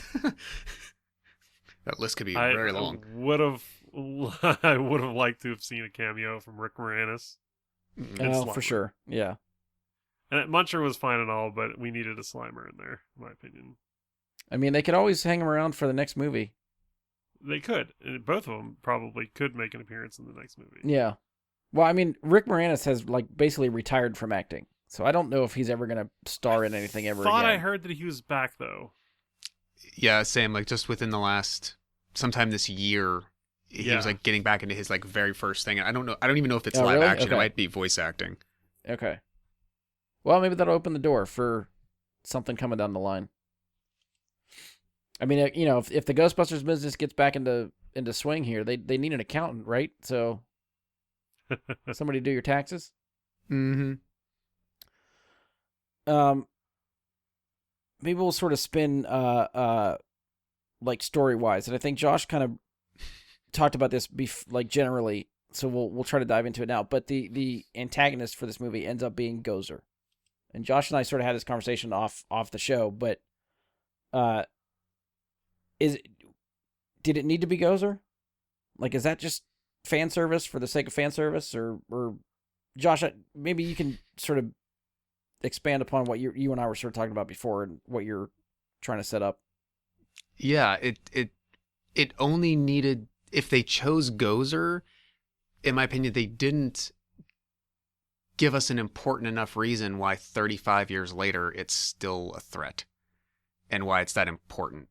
I think the disconnect between the fallout of Egon and the others doesn't make as much sense if that is still your threat. That makes much more sense if there's this inexplicable, strange thing that he's not quite sure what it is, but in his observations and in his gut, something tells him something's wrong, but they just don't want to listen or they can't understand it, blah, blah, blah. It makes zero sense to me that after the events of the first film, he would even have an inclination, let alone know apparently everything that he did. He found the freaking Lazarus pit thing, set up the self-triggering proton packs to keep them at bay, obviously saw Evo's cryo tomb thing there, like he knew it all.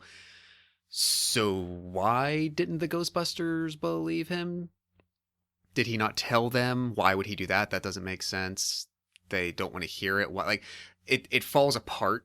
That aspect of the story is the only thing that made zero sense to me, because the choice of that had like other choice repercussions for the other things that they selected, but it didn't need to be that at all. Like, it's the only thing that I honestly, out of the film, it's one of the few things that I would say directly either was pointless fan service or that they just couldn't.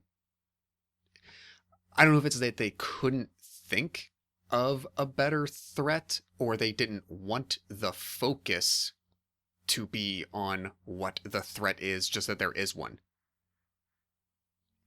Yeah, I think, and I don't remember if I mentioned this sort of part of our conversation that we had before, but the plot of this movie sort of takes sort of like plot beats, I guess, sort of what, and I'm going to compare it to Force Awakens, sort of what Force Awakens did for me, which I guess has some of the same issues that Force Awakens has, where it follows a lot of the similar plot of the first movie, and it's more just to, I feel like, play off of that fan service and nostalgia and get those people try to get them invested in a story that they liked before. Maybe not necessarily trick them that they're doing the same thing again, because I think it's fairly obvious that they're doing a lot of the same things again. But maybe just that familiar iconography is something that will hook fans in and don't need to do anything different yet. But like to Josh's point, like it could have been anybody. I think the antagonist could have just been a ghost demon. It didn't have to be Gozer. And I think it sort of could play the same. I disagree with that. What Josh said, like, they needed more time to build into what a lot of the movie you're figuring out as you go what happened. Yeah. Right? Like, it's a lot of exposition about, why he left, what he's doing, why he has a dirt farm, and you keep like building this backstory of what Egon was doing. Right. And I feel like if you have a new threat, then you have to spend time detailing that threat. Otherwise, it's not really too much of a threat. Well, I mean, it could it could be the so same. If you have something plot familiar, like you could still Egon could still set up the trap for whatever's out there. He could still be luring whatever's out there to the farm. Like, all of that stuff plays the same. It's just using Gozer could be any other demon, whatever you like. Some other ghost could be trying to bring about the end of the world the same way. Like, just specifically the callback to Gozer feels Well, like, with the- okay, we're just with- specifically with using the- fan service. But with the threat level will be the same if it's just random god level ghosts that they created for said movie. I mean, everything that Which is fair. any hero fights is, usually at the trying to end the world in some form or fashion. So I think it could have been any ghost trying to end the world. Because they didn't spend a lot of time on that. Yeah. And if you watch Ghostbusters 2, they spend quite a bit of time expositioning Vigo. Okay. And they didn't have that time in this movie based on trying to figure out why Egon died, why Egon did the things that he did, that they didn't have enough time, in my opinion, to spend on the antagonist. So they went with something familiar, something that everyone already knows is a high threat level. And I'll give you that, because it puts more Sure. screen time, like you said, on Egon, more screen time on the new cast. And I think, again, that's sort of what Force Awakens did, where we want to push the new cast members out towards you. So we're going to use a sort of threat that is familiar with, which is a Death Star-like super weapon that they're going to use to conquer the galaxy and stuff like that. So you can focus on the new guys and bring the story up to speed. And, I think talked about Josh with this too, is the way Force Awakens happened is Force Awakens came out, it did something similar and familiar and won people back to the Star Wars franchise. Last Jedi comes out and does something different, and suddenly the fan base becomes very divisive, and some people love it, some people hate it, and it kind of, that trilogy sputters out to me. I really want them, if they make a sequel, to do something different with a Ghostbusters sequel. Like, we've seen the familiar, now take what's familiar and sort of try to do what Last Jedi did and sort of spin it on its head, give us something new, something different, like, maybe reinvent Ghostbusters, I don't know, but I think there's a way to do it to make it new and interesting without really relying on all the fan service and nostalgia that they do in this movie. And I don't know if Sony's going to take that risk if this movie does that well, because I think if you look at Star Wars, that's going to be the template that people use, as to not to take risks, because people are going to point to The Last Jedi and say that ruined the Star Wars trilogy. When No, the third one did. I would agree. That's where I'm going to point the finger. I think Last Jedi did what it needed to do. It's just that the way the internet is and the way older fans are married to stuff that they grew up with, it's too hard for them to sometimes get away from that. And Ghostbusters, I think, has the same type of following. I think there's people that are so invested in Ghostbusters as a kid that they don't want to see anything different as an adult. They just want to see more of the same, and which doesn't lend itself to make sequels interesting. I think this one, again, does what it needs to do. It sets the stage. It brings people back in after the 2016 Ghostbusters and says, hey, look, we're taking care of this. We're listening to you. We hear this is what you want, so we'll give you what you want. But from here on out, I'd like to see them try something different. But that's maybe a conversation for another time to see what they do from here on out. This is all speculation at this point. Yeah, but and I agree, but like, now that they've gotten like we now know who these people are. We've gotten their backstory. We've got like Egon's backstory, and we know a lot now. They can spend more time building an antagonist that you can like have some actual like awe-inspired threat level for the next movie. yeah, the setup for these characters that route. is in this movie, so now we can, with the familiar characters we know, now spend time with the villain and set up the villain. Yeah. Right. They probably could have done that in this movie, but I feel like they would have probably need at least another half hour, 45 minutes, which would have put it Give at it to about me. 3 hours. I don't care. and Give that it to would me. just Give it to be- me all. That would just be like bursting with stuff. Ghostbuster goodness. Ghostbuster goo getting slimed. Slime, yeah. And all that is extremely valid and presented in that way, Andy. I definitely see all of that. So let me refine a little bit of a rebuttal there. So I would say, if you're gonna still go with Gozer, I think you have to make the other downstream effects of that choice better. And I think by choosing that as your conflict, as your antagonist, as your threat, some of the other story choices that they made now don't make sense to me. Such as the rift between Egon and the rest. That the guy, it's not even just that Gozer was found to be conjured up by a different cult, the same freaking guy who made the 80 floor skyscraper in New York specifically as a beacon for that god, also somehow went out west and founded a industrial town and made a Lazarus chamber and all this other stuff. Literally the same dude. How do the rest of the team ignore that? Why, like, how did that come to pass? And I think maybe because they didn't go into like enough detail in the conflict between the breakup of the team. Like, it's mentioned, it's established, but I think that the issues in my mind with that could have been solved with 5 minutes, not a half an hour. And it just seemed like an odd thing to do, because even like the threat of it wasn't really explained all that well. I think they took for granted that Gozer, what Gozer's capable of and what their game is, but I don't know, it just felt like, oh, they're in the pit, keep the pit at bay.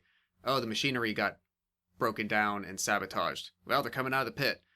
All right, we're good. And you're in the middle of nowhere, so there's not like an immediate threat that you understand Gozer could pose, because you're like small town, middle of nowhere, as opposed to largest city in America. Right. I if you're gonna do that, okay, but like I said, some of the downstream effects of that, I think were lost in that. I think some of the stuff too, I don't know, that's maybe nitpicky for me, is like maybe a little bit out of character, but the whole backstory they give like Ray and Egon, and how like the split between them, and Egon went off on his own and stole their equipment and went to hide and fight this on his own. Like, sort of to your point, Josh, everyone in the town seems to know exactly who Ivo Shandor is and how he built this town up from what it was. right? If the Ghostbusters, any one of them, hear the name Ivo Shandor, why would you not investigate that? Right. And I think sort of what they set up for the story is maybe Egon and the guys didn't know that's who was involved with the town. But Egon moved out there, started putting the clues together, found that out. At that point, tried to phone Ray and tell him. And that's the phone conversation that Ray talks about. Like, 10 years later, 10 years ago, Egon called me and was rambling on about this stuff. But I think at that point, maybe the relationship was too broken for Ray to even care or pay attention to. But that's the part that feels out of character to me, that I feel like Egon and Ray's relationship as friends was too good and too close for that to come between them. But like, at that point, if Egon is still rambling about the end of the world and throws out the name Ivo Shandor, if I don't see Ray being like, no, this isn't a problem we deal with. It, like, I'm not going to listen to you. That part kind of falls apart for me. But Agreed. I don't know. I mean, the story sets up beats that it needs to. I think it's predictable, but I also think it plays the way I need it to, or the way I want it to. So the end of the story, I think, definitely pays off emotionally the way I wanted it to. Like that I've seen it 4 times. The third act of this movie hits me hard every fucking time. And that just comes around to like how well they treated Egon and like Harold Ramis and everything in this movie. Which I absolutely loved. Like the whole build up with the ghost, like Egon being a ghost in the house, bonding with Phoebe, leading her through his projects, what he's trying to do, like all of that stuff. And again, it's predictable. Like you can see it coming from the beginning, where she starts interacting with a ghost that we know is him. He's showing her the Ghostbuster stuff, so we know it's him still. And it just builds to finally seeing him at the end with everybody else, and it finally being able to interact with everybody that we could see him. And the fact that they made the guy look like whoever was standing in made him look like Harold Ramis, and it didn't look like shit. Like, I was afraid that if they did something like that, it was going to look like crap. But maybe they get away with it more because it's more a ghost Egon and not real life Egon. So the uncanny valley of the facial CG doesn't like break the, pull you out of it as much. I think it definitely works for what they did. It was, and I don't know if it was the extra like ethereal ghost effect that they, had to put on him. Yeah. That, and I guess, technology is getting better and better. That was one of the best CGI recreations I've ever seen. Maybe the best. Yeah, I'll agree. Like, it was unnerving almost. And they said maybe some of those other effects take some of the lighting considerations off, where you don't have to have as like sharp edges in the right spot on bone structure. Like there might be something there to it, but Right. it was free. Did you guys at least the first time, Brian, in your case, were you shocked that they did that the first time you saw them? I didn't think they would. I was surprised. From the trailers, I knew the backstory that they had presented, that Egon was the granddad he had passed. I Right. was shocked even by the opening that Oh, yeah. they had like a body stand in Yes. do that. I didn't think they were going to have a physical representation of Harold Ramis on screen at all. I agree. Yeah, the moment that you start to like, because when it starts, right, you see a mountain in the background with like swirly vortex thing at the top of it, and you hear the classic proton sound go off, the stream shoots up from the mountain, and then there's a speeding truck that goes past. And you still don't know who's in the truck, and you start to he's always in shadow. But you can see the rims of the glasses, and suddenly I'm starting to think, is this Egon? Did they actually put Egon in the movie? And the more you're following it, it's like, no, this is Egon. And at that point, I'm starting to get very giddy because, like you said, I didn't expect it at all. I thought they was just going to be an off-screen death. They would refer to Egon. You'd never actually see him. Like it was just going to be handled that way. I didn't think they would give him this much love and attention. And I think the movie, like it's the part of the movie. Like the whole movie is how people react to his death and how he comes back around to solidify the family at the end. Like there's so much heart and love in this movie, and it culminates in that third act with him that I just fucking love it.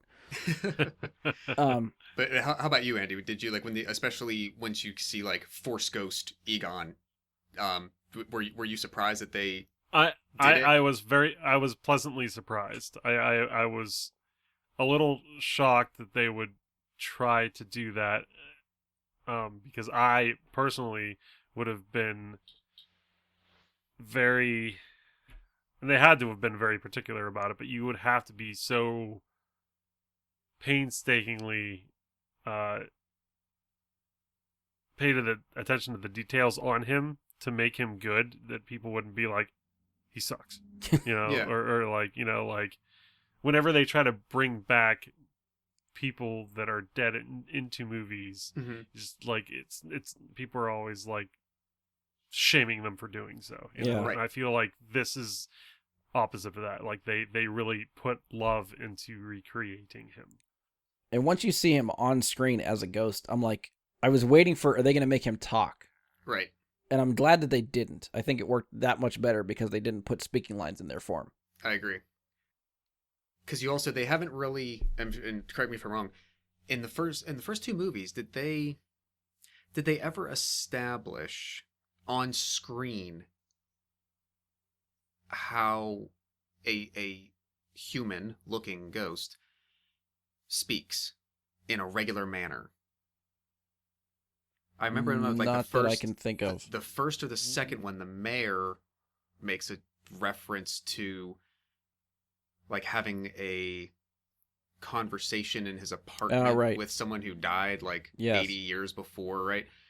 So there might have been some discussion happening, but I feel like you get the cab driver in the early movies who's like a rotting corpse, Right. right? Or you get like a monster type of looking ghost spirit thing, whatever.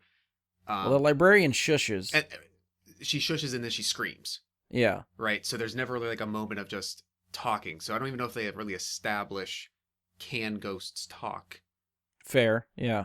But I know I agree with you. I think the effect of not worrying about, you've already recreated someone who died 7 years ago. Presumably, the Reitmans in the studio got the permission of the estate to do that and blah, blah, blah. And granted, yes, they were probably compensated for using his likeness and all that stuff, but neither here nor there. But I like I like that they made him look, they rendered him as Harold Ramis at the end of his life. Yeah. In like, the last 10 years that you saw Harold Ramis in real life. They didn't try to make him look any younger than he would have the last time the guys saw him. Yeah. Or like take, 1985 Harold Ramis and age him up artificially. And that it was just like, that is how Harold Ramis, as far as we all knew from whatever he was like last seen in public, that's Right. what Harold Ramis looked like when he died. Yeah. All right. So I think, one of the other things that we hit the two of the big three that we usually do. We hit characters, we hit story. Just to touch on direction, what do you guys think of Jason Reitman's direction, Andy? I thought he did a good job. I really enjoyed a lot of the shots that he was able to give us. I specifically enjoyed the opening sequence. Yeah. I loved like the mountain shot and like coming through the gate, and like that whole sequence just had this air of just like creepiness and like a bunch of like what the fuck moments that really sort of like entranced me into the movie. I really enjoyed a lot of a lot of those shots. That part with like the invisible ghost, like you see him bust through the gate and the camera sits there and then like you hear it come through and the dust kicks up and you're like, oh, what the fuck? Yeah. And the specific shot that's still kind of like, it's definitely CG, but it still blends so well with what's there is when he's sitting in the chair and the fog comes down the chimney and the demon dog thing stands up behind him in the smoke and then disappears. Like the dry ice stuff on the floor, real. The ghost that's part of the smoke, that's all CG, but it blends so nicely together that I'm like, how the fuck did they do this? But that visual itself is like, holy shit, that's fucking cool. Yeah. And I feel like he really did a good job of choosing like really awesome like backgrounds to what was happening in the scenes. Yeah. If that makes any sense. Oh, and I'll bet. I mean, I enjoyed the change of setting, and I'll bet that made it 1,000,000 times cheaper to shoot this movie. Seriously, you don't have to worry about as much permitting and traffic control and disruption of a city environment. You don't have to worry about as much soundstage stuff to create a city vibe and whatnot. You just go out in the middle of the fields. There are two parts of the like. I overall really like the direction. I think, like Andy was saying, the opening sequence I think is by far one of my favorite things. There are some other shots that he does really well. I think Jason Reitman hasn't really directed action before. Like he's mostly an indie director. So having a car chase in the middle of the movie is something that I've heard him say he had never done a car chase before. And I think that whole sequence works really well and has some really cool visuals in it.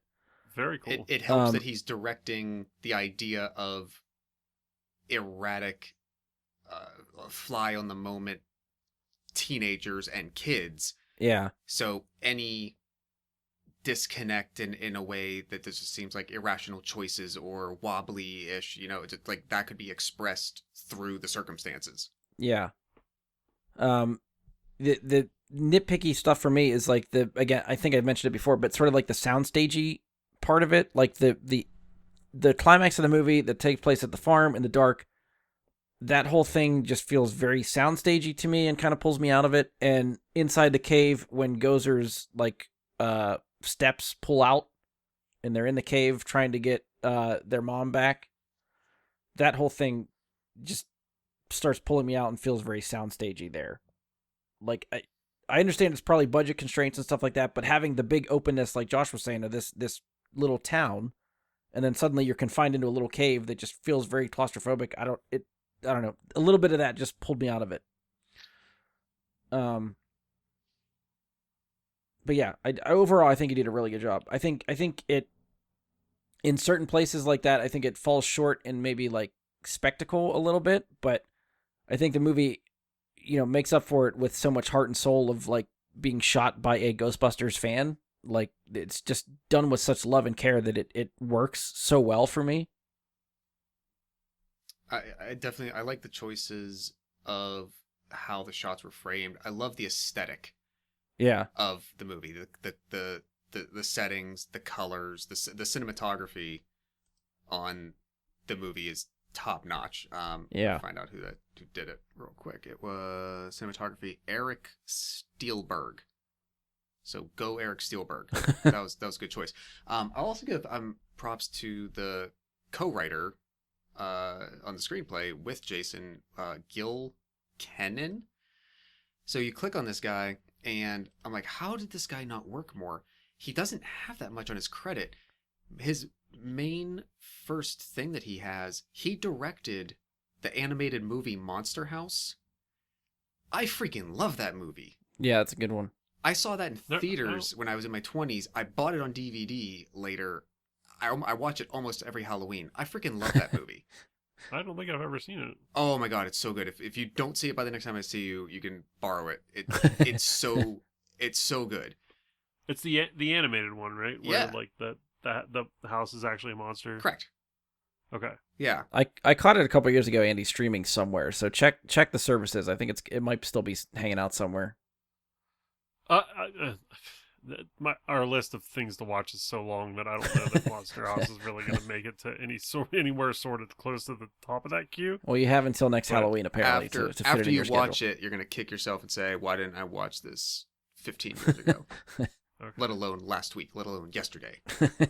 I'll see if I can remember to watch it next Halloween. Yeah. But then unfortunately, like the guy doesn't have that much else on it. Like maybe he does other things in the industry, but he directed City of Ember, which I think actually was that with Bill Murray. Bill Murray was in that, I think. Which I never saw.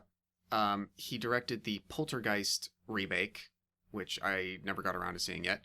And then he's a co-writer on Ghostbusters, and then a writer and the director of a Netflix movie that I just saw available yesterday. It's like one of their new Netflix original Christmas movies this year. It's called A Boy Called Christmas. Oh, I did see the title for that. So it's just coincidence on the timing of having come across that. But yeah, unfortunately, he doesn't have that much on his like writing and producing and directing resume, which is sad given Monster House. But I in general, the story, the character development for the first 2/3 of this movie is phenomenal. Yeah, I will absolutely give them that, and bring Jason bringing that to the screen and knowing how to set up all those moments definitely worked out. Like like all those interactions that you get with Phoebe and Gruberson in summer school. yeah. Even beforehand. And then as their sort of common interests come to light, it all just works. And as each character has a reason to become acquainted with the others and the circumstances that bring them there, it works. So, a question maybe to pose to you guys, because I feel like I fall somewhere in the middle, and I don't know if I'd swing one way or the other, but the first two Ghostbusters, probably even 2016 Ghostbusters, I think are billed as comedies. Would you call this a comedy or a drama? Because I think it's probably billed as a comedy, but I don't think this is over-the-top funny like the other ones are, and I think this takes ghostbusting a lot more seriously than any of the other previous movies did, which I feel like, and the whole third act of the movie, I think very much lend itself to drama. Well, So See, I think we've had this. I Go never ahead, Andy. called the first two really like over the top comedy. I think they rely more on comedy than anything else for those movies. I think that the movie moves just because the guys are playing off each other the whole time. I mean, they have jokes, but like I think they take things pretty seriously. Like not much is funny when they're doing a lot of the big stuff. Okay. I mean, I guess yeah. like My film. some of it is funny. I guess like like next time someone asks you if you're a god, you say yes. Like I guess there are some funny parts to it, but I don't think generally like the tone is pretty serious when that. I think it takes the scary and spookiness seriously. I guess I'm trying to figure out how to phrase it, but like even when they're busting ghosts, like the four of them are playing off each other, I think for laughs. And I think that's how it gets billed as a comedy. And a lot of the ghost busting, I think in this movie, there's not too many jokes happening when the ghost busting is happening. And that's where I I feel like this movie takes a little bit more seriously. Okay. Iconically, though, if you look at the actors that played the Ghostbusters in the original ones, are all comedic actors. So Right. maybe, like, that's just, Dan Aykroyd, you know, Harold Ramis and Bill Murray just riffing off each other. And that's why I'm just sort of leaning towards these movies were made differently. Oh, yeah, I would agree with that 100%. I think the way that you get people to in 1984 to sell a movie and to market a movie and get people to come to a movie called Ghostbusters is by putting funny people in it. Yeah. Because at its heart, and I don't know if we've had this conversation in the past, but at its heart, Ghostbusters is a horror, and it's maybe sci-fi at best. I was gonna say a minute ago, like my inner like film snob might come out on this. I don't consider either of them comedies. Okay. Like primarily, that is not the first genre. I would say that they are sci-fi horror that has comedic actors in the roles. But Okay. I there's not one laugh line in either of the first two movies that I could point to and say, oh, yep, I see that is a joke setup. That is how you write a joke setup into a script and then it pays off. It's just the moments that they write. It's the dialogue for the characters. It's the personality of the characters involved. But the Right. situations are absolutely straight out horror. Okay. Yeah, I'll give you that.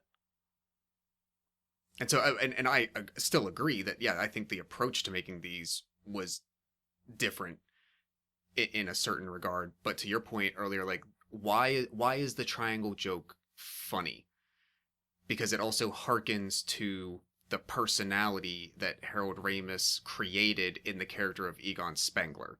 Yeah. But it's not funny in and of itself because you're watching a comedy called The Ghostbusters with this little girl making a triangle joke. Right. Okay. And maybe like going back to way in our earlier conversation, that's like probably a big cliff that the 2016 reboot fell off. It was a comedy. Yeah. It was. Okay. Yeah. Everything it was a comedy written. first and Ghostbusters second. What Oh, I yeah. want is Ghostbusters first and some lighthearted comedy, like lines and stuff, which I feel like the first two and this one really deliver on. Like Well, I feel like you could make the same argument with some, like, it's the difference between Marvel movies and DC movies. At the core, they're basically the same thing, but Marvel movies are comedies hidden inside action, fantasy, sci-fi. DC doesn't have comedy, right? But otherwise, they're the exact same thing.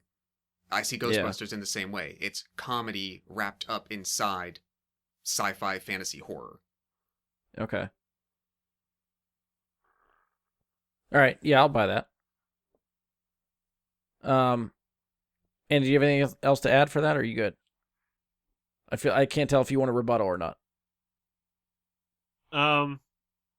So they are different. And it just might have to do with like who was in the roles. That Yeah. were, because it's hard not to like laugh when you see Bill Murray, just because you know what he's all about, what he does, and like him and Harold Ramis were in like Stripes together and like a bunch of other movies. Yeah. It's just it's hard not to just see their relationship and be like, that's funny, So Well, that's what I think. Like sort of Josh was saying is like the you could throw those guys into any movie. It doesn't have to be Ghostbusters, so people would see it. right. And then it gained popularity just because of people going to see it based on those guys being in it.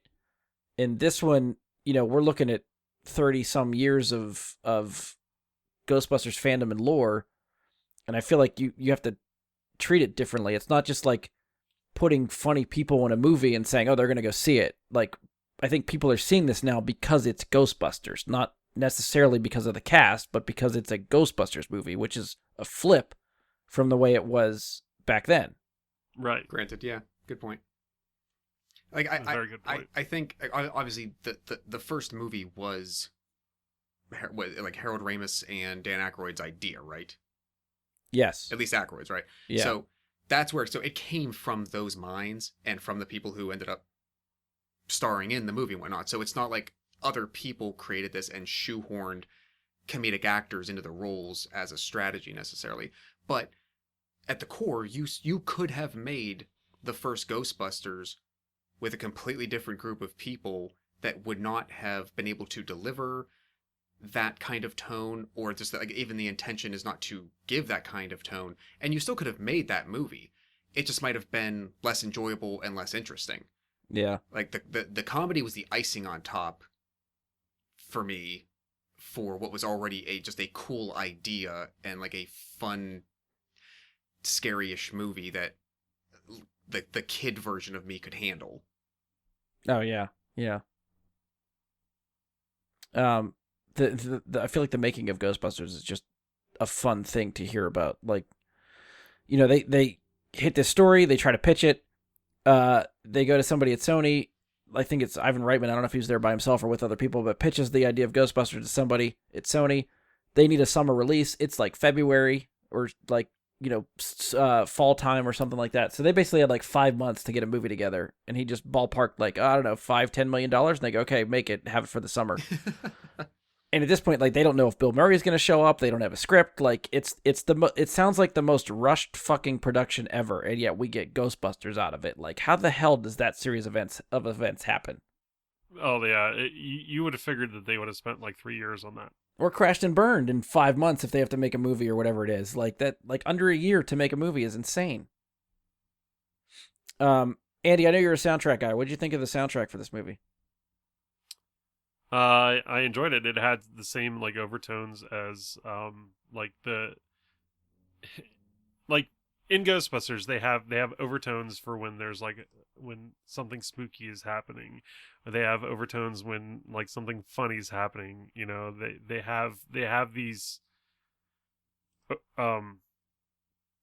sequences of music where you know what's going to happen before it happens, like this, oh, we're going to figure something out here, oh, like something spooky is happening, and like there's going to be a revelation here, or like this is going to be a funny scene because they're playing like that sort of goofy like Ghostbusters music, you know, and like they have the eerie noise, and like it just, I think they did it in a way that I exactly remember. I think they paid homage to the first two in such an awesome way. Yeah, the original composer for Ghostbusters 1 was Elmer Bernstein, and his score is what I think of when I think of Ghostbusters, like the creepy but lighthearted tones that score hits is awesome. And I even if you go back and watch the first teaser trailer for Afterlife that I mentioned earlier, that was even before it was called Afterlife, they put some of that soundtrack in the trailer. And I think it's just to be like, hey, we're setting the tone. This is what the feel of this movie is going to be. And I was never sure how far into that they were going to go. But the guy that did the score for this one, Rob Simonson, pulls so many Elmer Bernstein themes from the first Ghostbusters and repurposes them here that I have been listening to the soundtrack on repeat for the last 2 weeks. I fucking love it. Like, really? Yes. Now, does that include like the songs as well, or? It's all, the Rob Simonson one is all the score. The score, okay. So there's no like Ghostbusters theme from Ray Parker Jr. on there or not. I don't know if they did like an actual soundtrack with like a licensed music. Like, okay. I actually haven't looked for that. This was the one I wanted to listen to, and I found it, and I've just been listening to nothing but that on Spotify. Okay. But yeah, like it's hard to tell like what Simonson really brought to the score that's not Elmer Bernstein's, because that's the stuff I noticed is all the stuff from the original Ghostbusters. But I think it's woven so well into the movie that I think the sign of a good soundtrack, and John Williams music always does this to me too, is listening to the songs, you can picture what is happening in the movie as they're playing, and this soundtrack does that for me. I can listen to it and be like, okay, this is this part of the movie. That's what's happening here. Like, that's the stuff that hits me and just kind of, lives rent-free in my brain for a while. Josh, I don't know. How do you feel about the soundtrack? I don't know if you weren't as invested in the original Ghostbusters soundtrack as maybe Mandy and I were. So I don't know if that hits you as hard, but what do you think? I definitely picked up on a lot of the stuff you're talking about. I liked that there was like only when it made sense did it seem like they just overtly repeated, long sections of reused music. Yeah. In other parts, you get like a bar of like what is the hook of one particular piece of like one of the main themes or something, and you'll like get that as a flutter, and then it goes away. But it's so well integrated into the rest of the music that your brain registers it, and then it moves on with the rest of the scene and the rest of the music that like it just hits the happy button for a moment. I would definitely for the one of the main big reasons that I would like to go see it again is, as Andy said earlier, like yes, like try to see this again while it's in theaters. If I can do that, I will. Yeah. Is for the music. I actually I'll go. kind of remember. I kind of remember enjoying that at the time and like being actively aware of that. So much.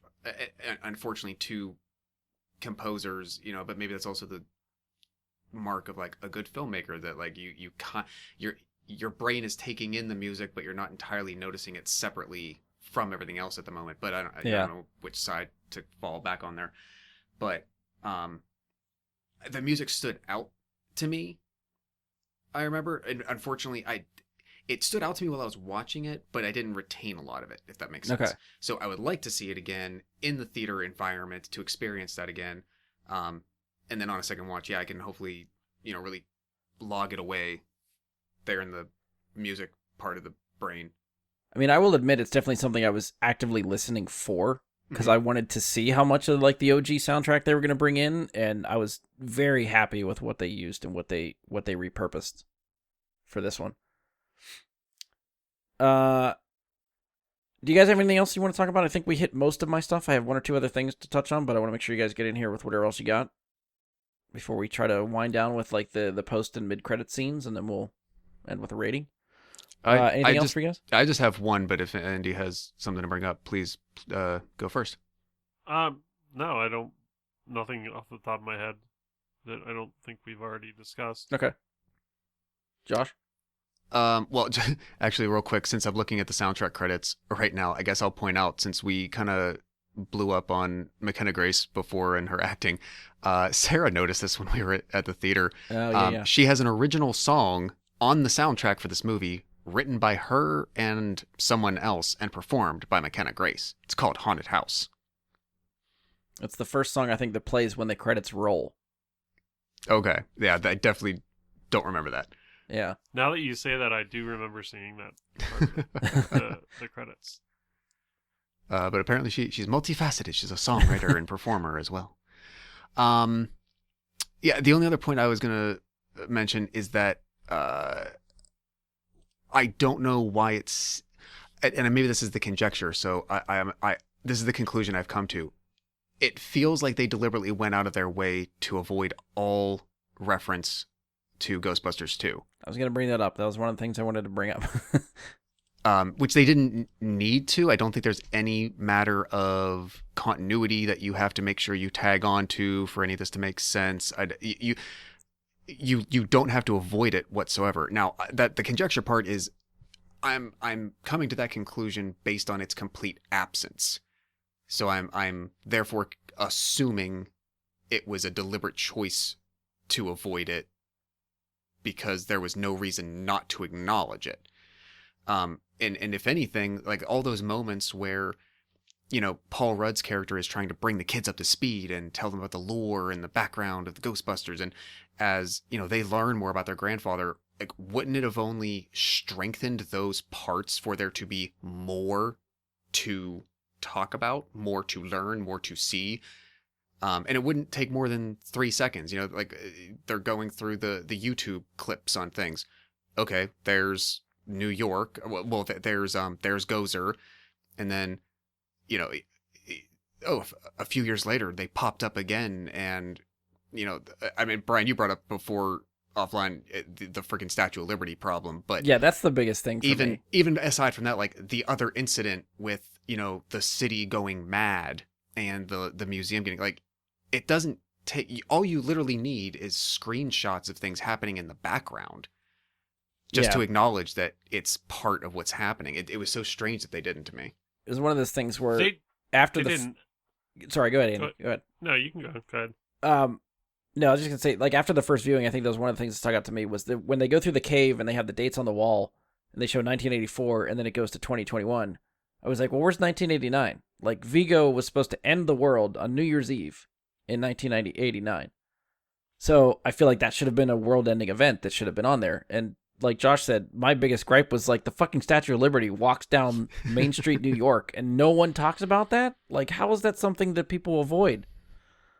Like, to what Josh said, it could very easily just been like the up next video on the YouTube links that they were looking at. You don't have to watch the video. Just show me that it's something that's going to come up in their search results and leave it there. That's fine. And I think sort of when Josh and I were talking off air that like the only reason we sort of see that it makes sense that it's not there is because this movie is so focused on the events and antagonist of the first movie that it may get distracting maybe somehow if they include a villain and plot points from Ghostbusters 2 because it has no bearing on what's going on in the movie. So I can understand why they didn't put it in, but as like Ghostbusters canon and lore is concerned for continuity purposes, I would have liked to have seen it acknowledged somewhere, considering it's hard to ignore the goddamn Statue of Liberty.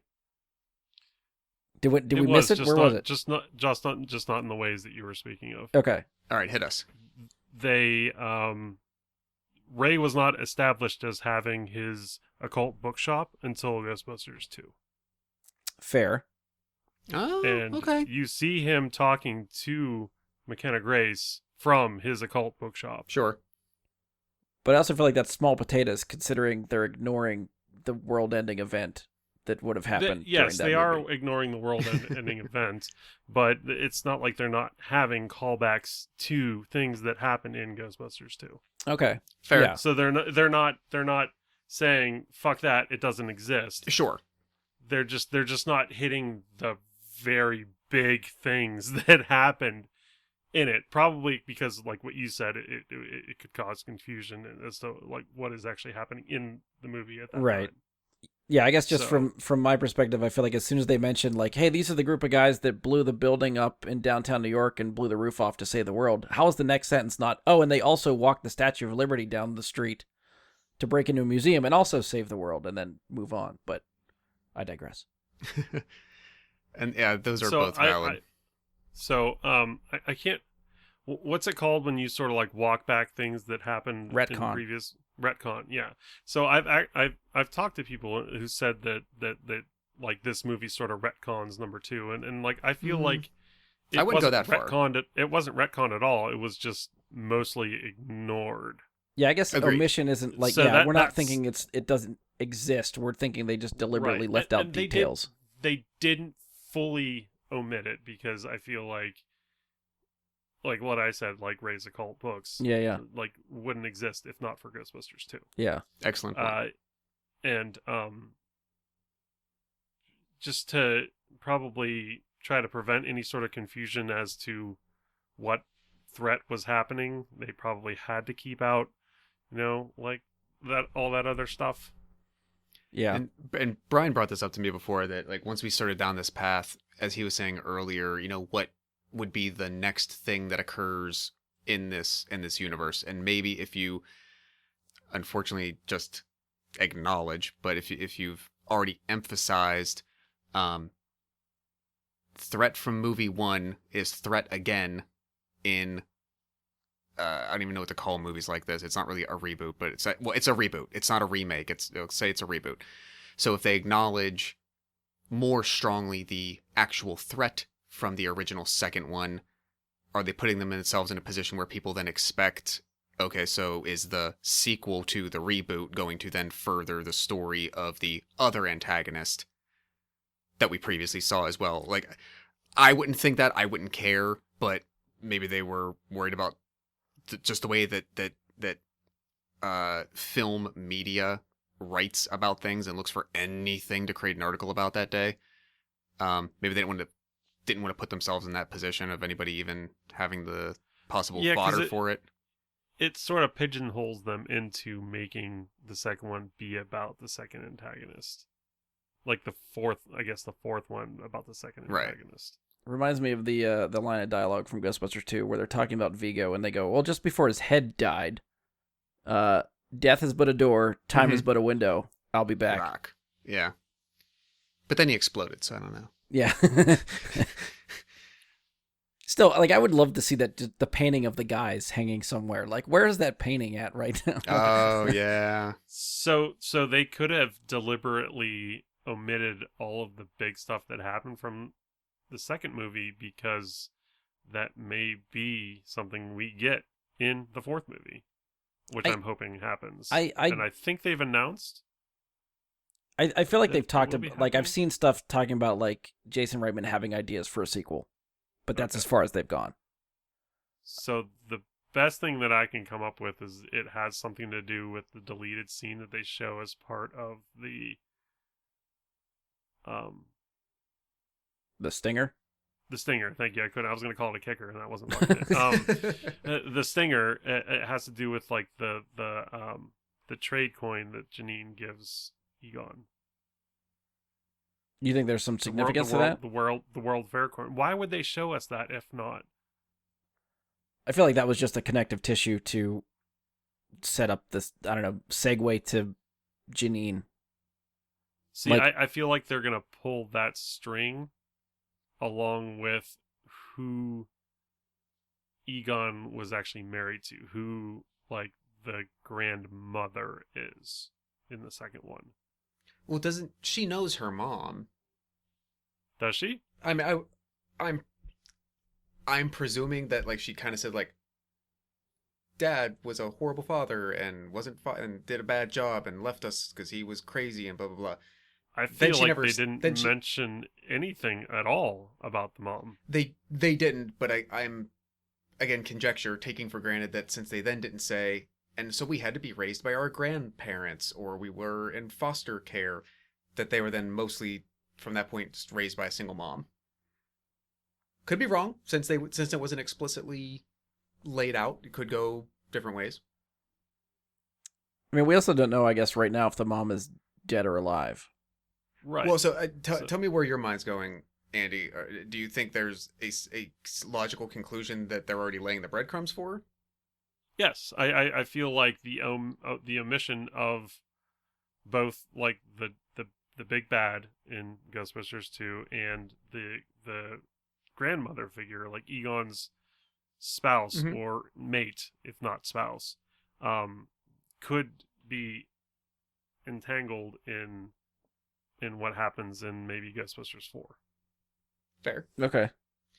I kind of forgot about I feel like they're very fine threads, but I think if they wrote it correctly, they could pull at them to get some sort of threat and plot points for a next one. Yeah. I guess just playing devil's advocate, I feel like if they wanted to spin that into the sequel, they would have laid more breadcrumbs in this one. Like at least a name of the mother or something, or a picture, or... But they also went through great lengths to not let us know that this movie was even happening before they had like somewhat of a trailer for it. Right. So this would fit their MO. Maybe. I think I'm harder to convince on this one though. It's just conjecture. Yeah. Like, they could do it. In my mind, they could do it if they wanted to. Well, let's spin to the post-credit scene is the one you're talking about. So we get the clip of which is a deleted scene from Ghostbusters. It's on some of the Blu-rays and stuff as a deleted scene.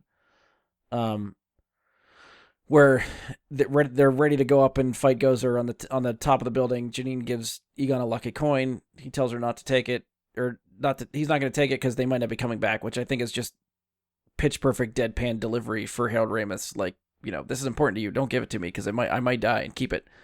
To which she says she has another one. They hug.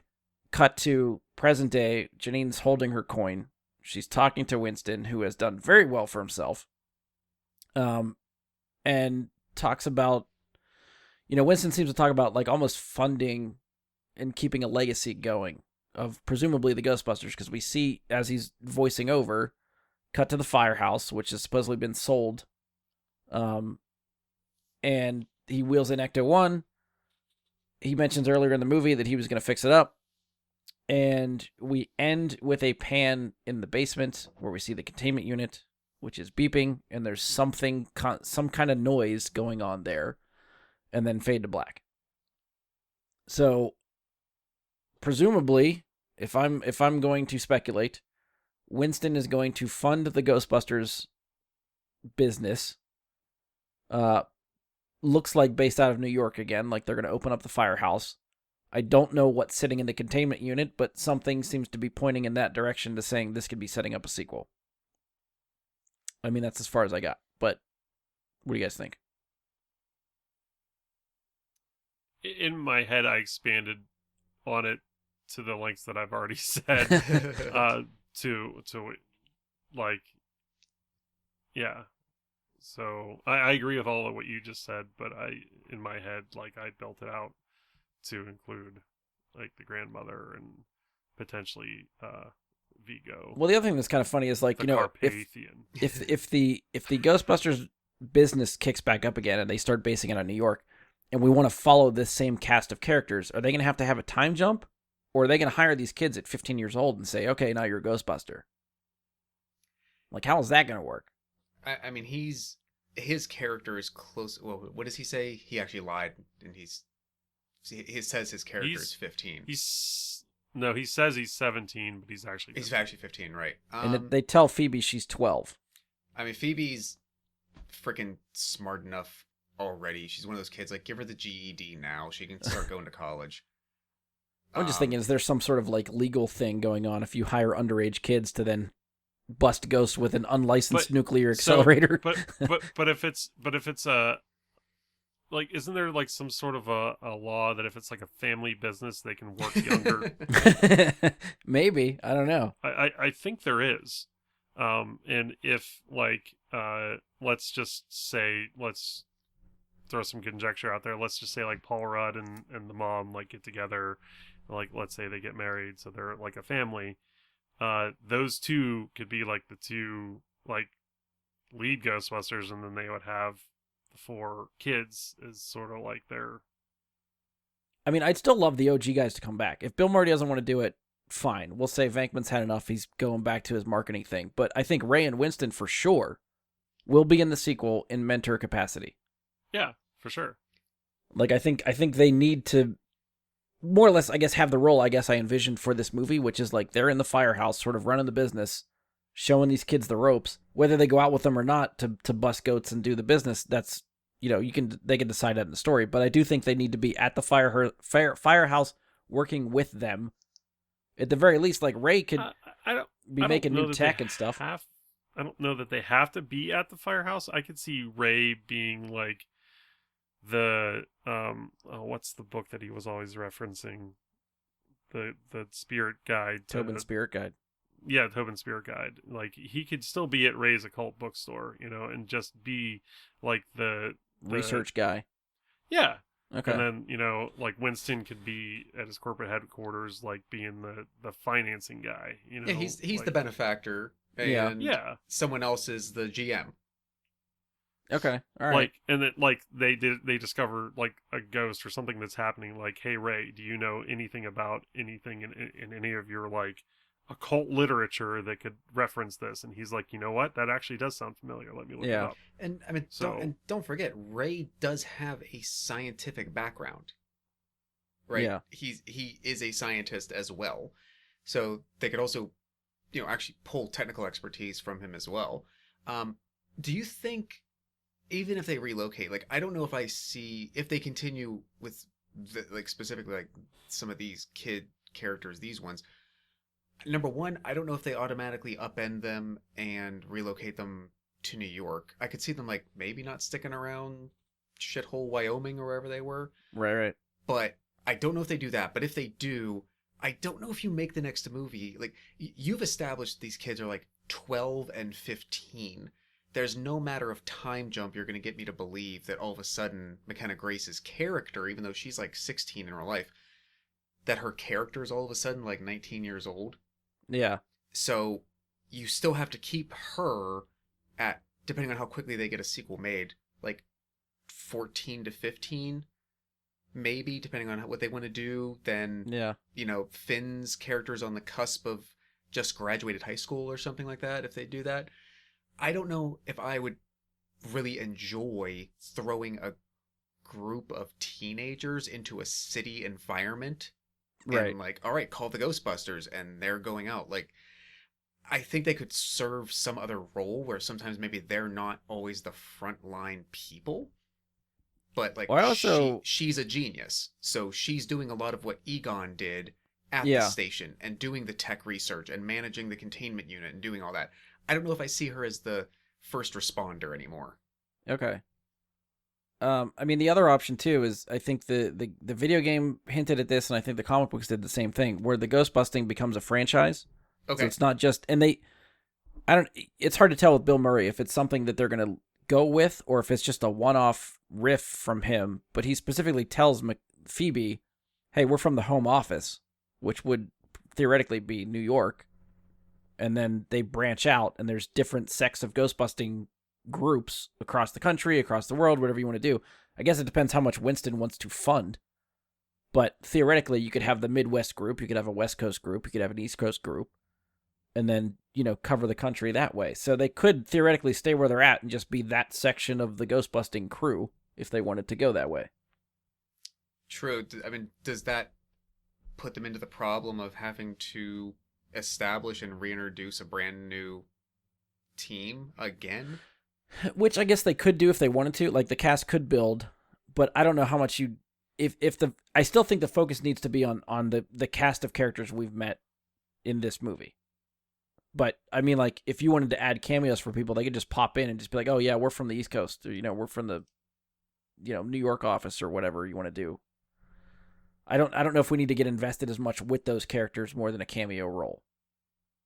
But again, like you said, it's a lot of stuff to try to introduce in one movie if they want to do it that way. Yeah, I think so it probably works better with a tighter, smaller team. But and I think it goes to the problem that Andy pointed out earlier, where if you're trying to establish your antagonist and your protagonists all in the same stretch, one of them is going to suffer. Yeah. So if they start over again, then they're back to square one with having to choose between that. But again, but maybe, who knows, if they sort of recycle the Vigo threat, as he was suggesting, in the way that you didn't have to really spend that much time setting up Gozer in this reboot. Right. You can kind of do the same thing in a sequel. You just give the time that you need to reestablishing Vigo, and you can spend more time on the rest of the team. I guess this is just my hope. I'm kind of hoping I'm going to keep using Last Jedi as the comparison, that they do something different. I want a new villain. I want some sort of new scenario. I think one thing that I thought the 2016 Ghostbusters did well, that was part of the plot, was that it wasn't some natural occurrence or some end-of-the-world event that was going to happen. It was someone causing the ghost events. I liked that twist of a story. I wouldn't mind if they did something like that they have to sort of deal with. But yeah, I'd like to see them try to do something different and not rely so much on the familiar, I think, and if they do the sequel. The problem with the 2016 antagonist was that there was no, they didn't establish why he was doing the things that he was doing. Oh yeah, it was very stereotypical nerd being stepped on by everybody else, so I hate everybody and I'm going to kill everybody. Yeah, no, it just it was so recycled and generic that it just they didn't add any sort of depth of character to it that made any sense or any endearment to me towards said antagonist. Yeah. So it's just I kind of wish that they don't do something like that. Well, I mean, the character itself that they used that was causing all those events, I think, was terrible, and like you said, not fleshed out enough for me to care. But I liked that it wasn't just Ghost breaking free again. Like, they tried to do something else with it, that someone was actually trying to force them out and not just, it's just happening, I guess. But either way, I guess, yeah, we'll have to see. Obviously, they're setting something up with the containment unit, so we'll have to see where they go from there. What if, as part of the stuff they have to deal with in the sequel, since they're coming back to New York, and if they're like reestablishing operations, the guy who was the shitty EPA guy from the first one is not like your main threat or antagonist, but he's like framing them for things or trying to like Okay. sabotage what they're doing just because he's so bitter still after 35, 40 years. That was actually one thing they did with the game that was kind of fun. Was they brought back William Atherton as to play Walter Peck, Oh, really? and as the Ghostbusters were ramping up business and causing damages, the mayor was getting shit on because, like, the Ghostbusters are causing the city all this money. So the mayor made Walter Peck be the oversight for the Ghostbusters, where like he's trying to keep them in check so they're not damaging all kinds of city property, and they don't give a shit because it's Walter Peck. So there was a fun little dynamic between that whole thing. So that could be a fun something that they do, sort of, cherry pick from the game and say, you know what, that was kind of fun storyline. Let's use that for the movie. That'd be fun. In the game, is it definitively finally established whether or not he has a dick or not? I can't remember if they reused that joke or not. I'm trying to remember. So that was the post-credit scene anyway. So mid-credit scene, I don't know how much you could really read into this, but we finally get our Sigourney Weaver cameo, where she's doing the shock test to Venkman that he did in the original Ghostbusters movie, which was just really, really fun to see her back. I don't know if I'm reading into it. She was wearing a wedding ring in that scene, so I don't know if we're left to assume that her and Peter are married. I actually half expected Oscar to walk into that scene. I thought that would be a fun little nod. But yeah, that's pretty much all it is. I don't know if you guys have anything to add for that scene. I thought it was fun. Cool to see her back. I don't know what you can really glean from it, but it was a fun little scene. Yeah. I think it was more like, hey, maybe we were going to get her back, but we ran out of time to shoot her for principal photography or didn't know where to put her. Yeah. So let's just acknowledge that Dana's still around. She exists. This is what's going on. So that was fun. The one question maybe I'll end with before we get to ratings. With the critic reviews being very mediocre, I think a lot of the stuff that I've seen complaint-wise from the movie is that they feel like it did not do anything different and relies very much on nostalgia and fan service to get people through. And I think people are coming into this expecting something new and different, and it doesn't. It relies a lot on the same stuff that, the OG ones did. I don't know. How do you guys feel about the reliance of fan service? Did it work for you? Was it too much? Did it take away from the movie at all? Anything like that? Like the whole plot of the movie is you sort of trying to figure out what happened to Egon, right? Yeah. Like none of that actually happens in any of the other two movies. Like the characters are pretty well established already. Like they just like come together and figure out how to fight ghosts. These guys are like figuring out what is happening and then sort of like almost get handed like the answers to fight the ghosts. Well, not so much that. I So think it's more like, when she's you're rooting talking around about- in the basement, and when Phoebe's rooting around in the basement bunker thing and she finds the jumpsuit, there's a Nestle Crunch candy bar wrapper in there. When they Right. open the glove box, there's a Twinkie in there. Like, stuff like that. Like, they're beating you over the head with original Ghostbusters fan service and Easter eggs throughout this whole movie. I don't mind it. I don't know why you would find it to be like a detriment. Okay.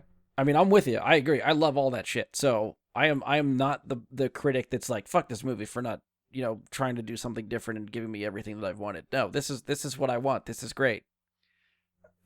As I explained with my whole Gozer issue, I think that was a story mistake. But Yeah.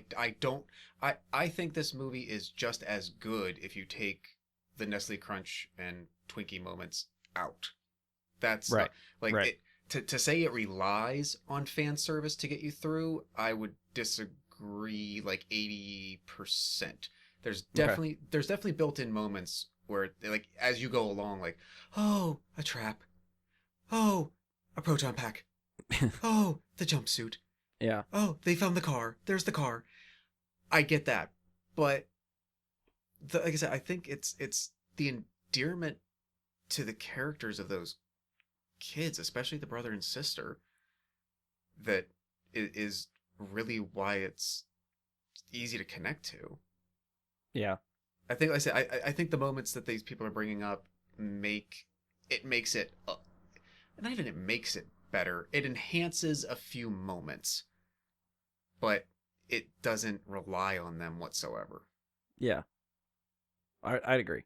Again, I'm with this movie 100%. Like, I have nitpicky stuff, but I don't think it takes away from my enjoyment at all. I absolutely love this movie.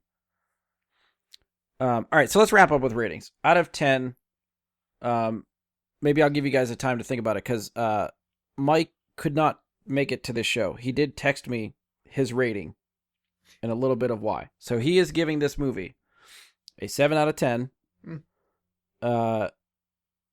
He said it was a good movie, but beyond superficial touches, it didn't feel like Ghostbusters. He said the humor in Ghostbusters was much more adult and intelligent. The humor here was geared much towards a younger audience. Didn't make it a bad movie. He thought it was good. Other than the musical cues, visuals, and reusing the same exact apocalyptic plot, the heart of the movie felt like it took a completely different tone than what he might have expected. And I couldn't get him to elaborate more, because then we would have got into a whole Twitter, or not Twitter, but text message back and forth. So if we need a rebuttal to him and need to get into that, we can try to do that on another episode. But that was where he left me with his rating. Andy, out of 10, what do you give Ghostbusters Afterlife? Out of 10, I think, like I said, this is the first movie in a long time where I feel like I need to see it multiple times in the theater. Mm-hmm. And I don't say that about just any kind of movie. So I think that for me, it's an easy 10. Oh, nice. Okay. Wow. And plus, I think the fact that you went out opening weekend for this, which you don't typically do either. Right. Correct. So that was a big move too. Josh, out of 10, what do you think? I'm actually surprised how, like in an eerie way, how much I think Mike and I are on the same wavelength on this, and like for many of the similar reasons that he mentioned. Maybe the one thing I disagree with on his is that some of the humor might be geared toward kids, but you're not going to please the sense of humor in someone 35 to 60 by having teenage characters do certain things that are outside of what it makes sense for teenage characters to do. So when you have teenage characters, the type of humor, yes, has to be adjusted. So if that's where he's coming at it from, I would disagree with that. I think it's just the nature of the type of people that they wrote for. Yeah. And the type of characters that they wanted to have. They wanted to have teenagers, they got to do teenage things. But if the third act issue and the whole Gozer thing was different or better executed all through the rest of the storyline, this would get much higher for me. I again say, like, this is so freaking watchable that I would see it right now. I would watch it next week. Like, there's nothing against it for that reason. Yeah. But for now, I'm same. I think I'm gonna start with a 7 out of 10. Okay. I think I'm going to end at a 9.5 for me. I don't think it's perfect, which is what I would give the 10. But I think it's damn near close. It hits so many levels for me. It's a lot of what I wanted a sequel for a proper sequel to Ghostbusters to do. The nitpicky things for me are like the whole Statue of Liberty thing. Like I've talked to people about this even before the movie came out. It's like, how do you ignore that and not talk about it? And they didn't. So it's just one little nitpicky thing for me. I'd be lying if I said I wasn't somewhat underwhelmed that it was Gozer again. I thought it might be some other type of threat. But again, I didn't hate it. I liked what they did with it. I think especially some of the effects they did with Gozer, like when she's sort of phasing in and out in that third act of the movie, and like you can see like the skull through her like phasing body. I thought all the effects for that looked fucking cool as shit. The comedy worked for me. The cast is amazing. Again, this movie was done with such love and heart and attention to the Ghostbusters franchise, to Harold Ramis, to Egon. It hit me a lot harder than I thought it would, and I expected to cry, but this still hit me pretty hard. I can't wait to see what they do next. I'm very much looking forward to a sequel. I hope Jason Reitman comes back. I hope that they can grab Gil Kenan to get that writing duo back and see what they do with a proper sequel. I don't know if I would wish for it sooner rather than later. I just want it to happen. At this point, we've waited 30 some years for Ghostbusters 3. I will wait a little bit longer if I need to, if they make it good. But that's where I stand. Yeah, I guess that's it. So that's it for us. We have, of course, talked very long on Ghostbusters. This is probably going to be pushing 245-ish by the time this is all said and done. So thank you for sticking with us for this long-ass episode, because, hey, it's Ghostbusters, and what did you expect? So if you've enjoyed the show, please support us. Leave a 5-star rating and review. Give us a share on social media. You can follow or subscribe to the show. We're on Spotify, iTunes, Google, Anchor, Stitcher. This, I think, is episode 245. We are getting ever so closer to 250. I keep teasing it. We will probably do something on Twitch, some sort of live broadcast, sort of to celebrate. We're leaning towards a top 10 of ours. At this rate, it's probably going to be sometime in January, based on holiday schedule and what we decide to record between now and then. So we're definitely not going to get to it before the new year. Chances are it'll be sometime, I'm going to ballpark mid-January. We will keep you posted either way. Check our socials, Twitter, Facebook. Any updates we get, we'll throw out there.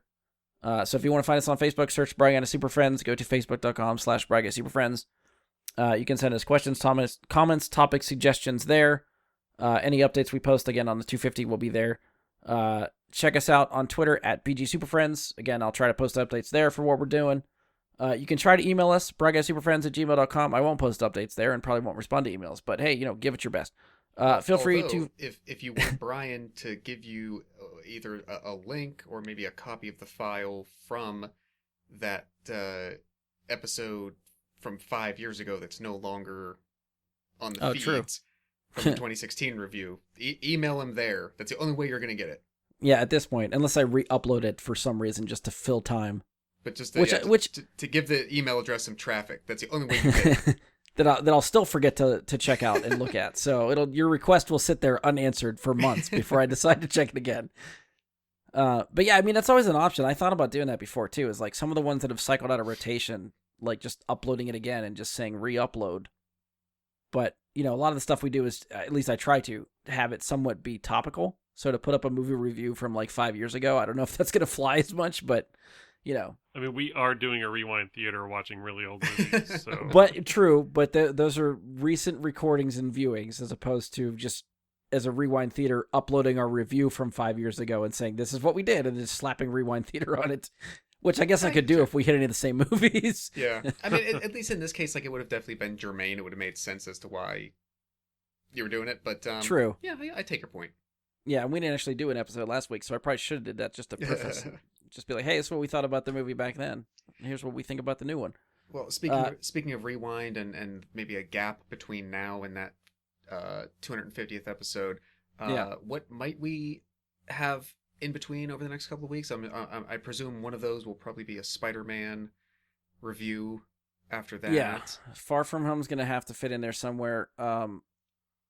I feel like our 250, I'm going to try to bank our favorite movies of the past 2 years, since we didn't do one for 2020. Mm-hmm. So it'd be favorite new releases over 2020, 2021. Top 10s. We'll go around the room for that. We will probably, I would think, do top 10 most anticipated for 2022 before that. If we need to, I guess we could fit in the Rewind Theater for Steel in there. That's what everyone's clamoring for. They really, really want they want the live stream for Steel. Hawkeye will probably wrap up something before or around Christmas, right? So we might be able to fit that in there too. Yeah. So that should put us somewhere around 250. We might need one or two else in there. I try to leave it open, I guess, for any type of current events that happen that are worth talking about. We'll see what kind of news hits over the month of December. I can't think of any other like new release movies that I think are coming out worth talking about other than Spider-Man. That are going to be like appropriate to what we do, like maybe the Kingsman, because we've Matrix? kind of mentioned. Yeah, Matrix. Oh, maybe the Matrix. Yeah, Matrix might be a good one to hit. That's right. That's a Christmas Day release. So yeah, we could. Yeah, we might have to do like Spider-Man and then Matrix back to back. That might be the two, somewhere mid-December. So yeah. Anyway, we're spitballing on the show. You'll see what happens. We'll let you know. It'll just pop up in your feed, and then you can just put it in your ear holes and enjoy it. Yeah, tease the ear holes. That's what we need to do. Again, for our 250, we will probably be streaming on Twitch. So if you would like to be, check us out on there. It's at my Twitch page, which is at Jedi Bry Guy. That's Jedi with an I, Bry with a Y. Check me out on Twitch. So Feel free to follow anytime.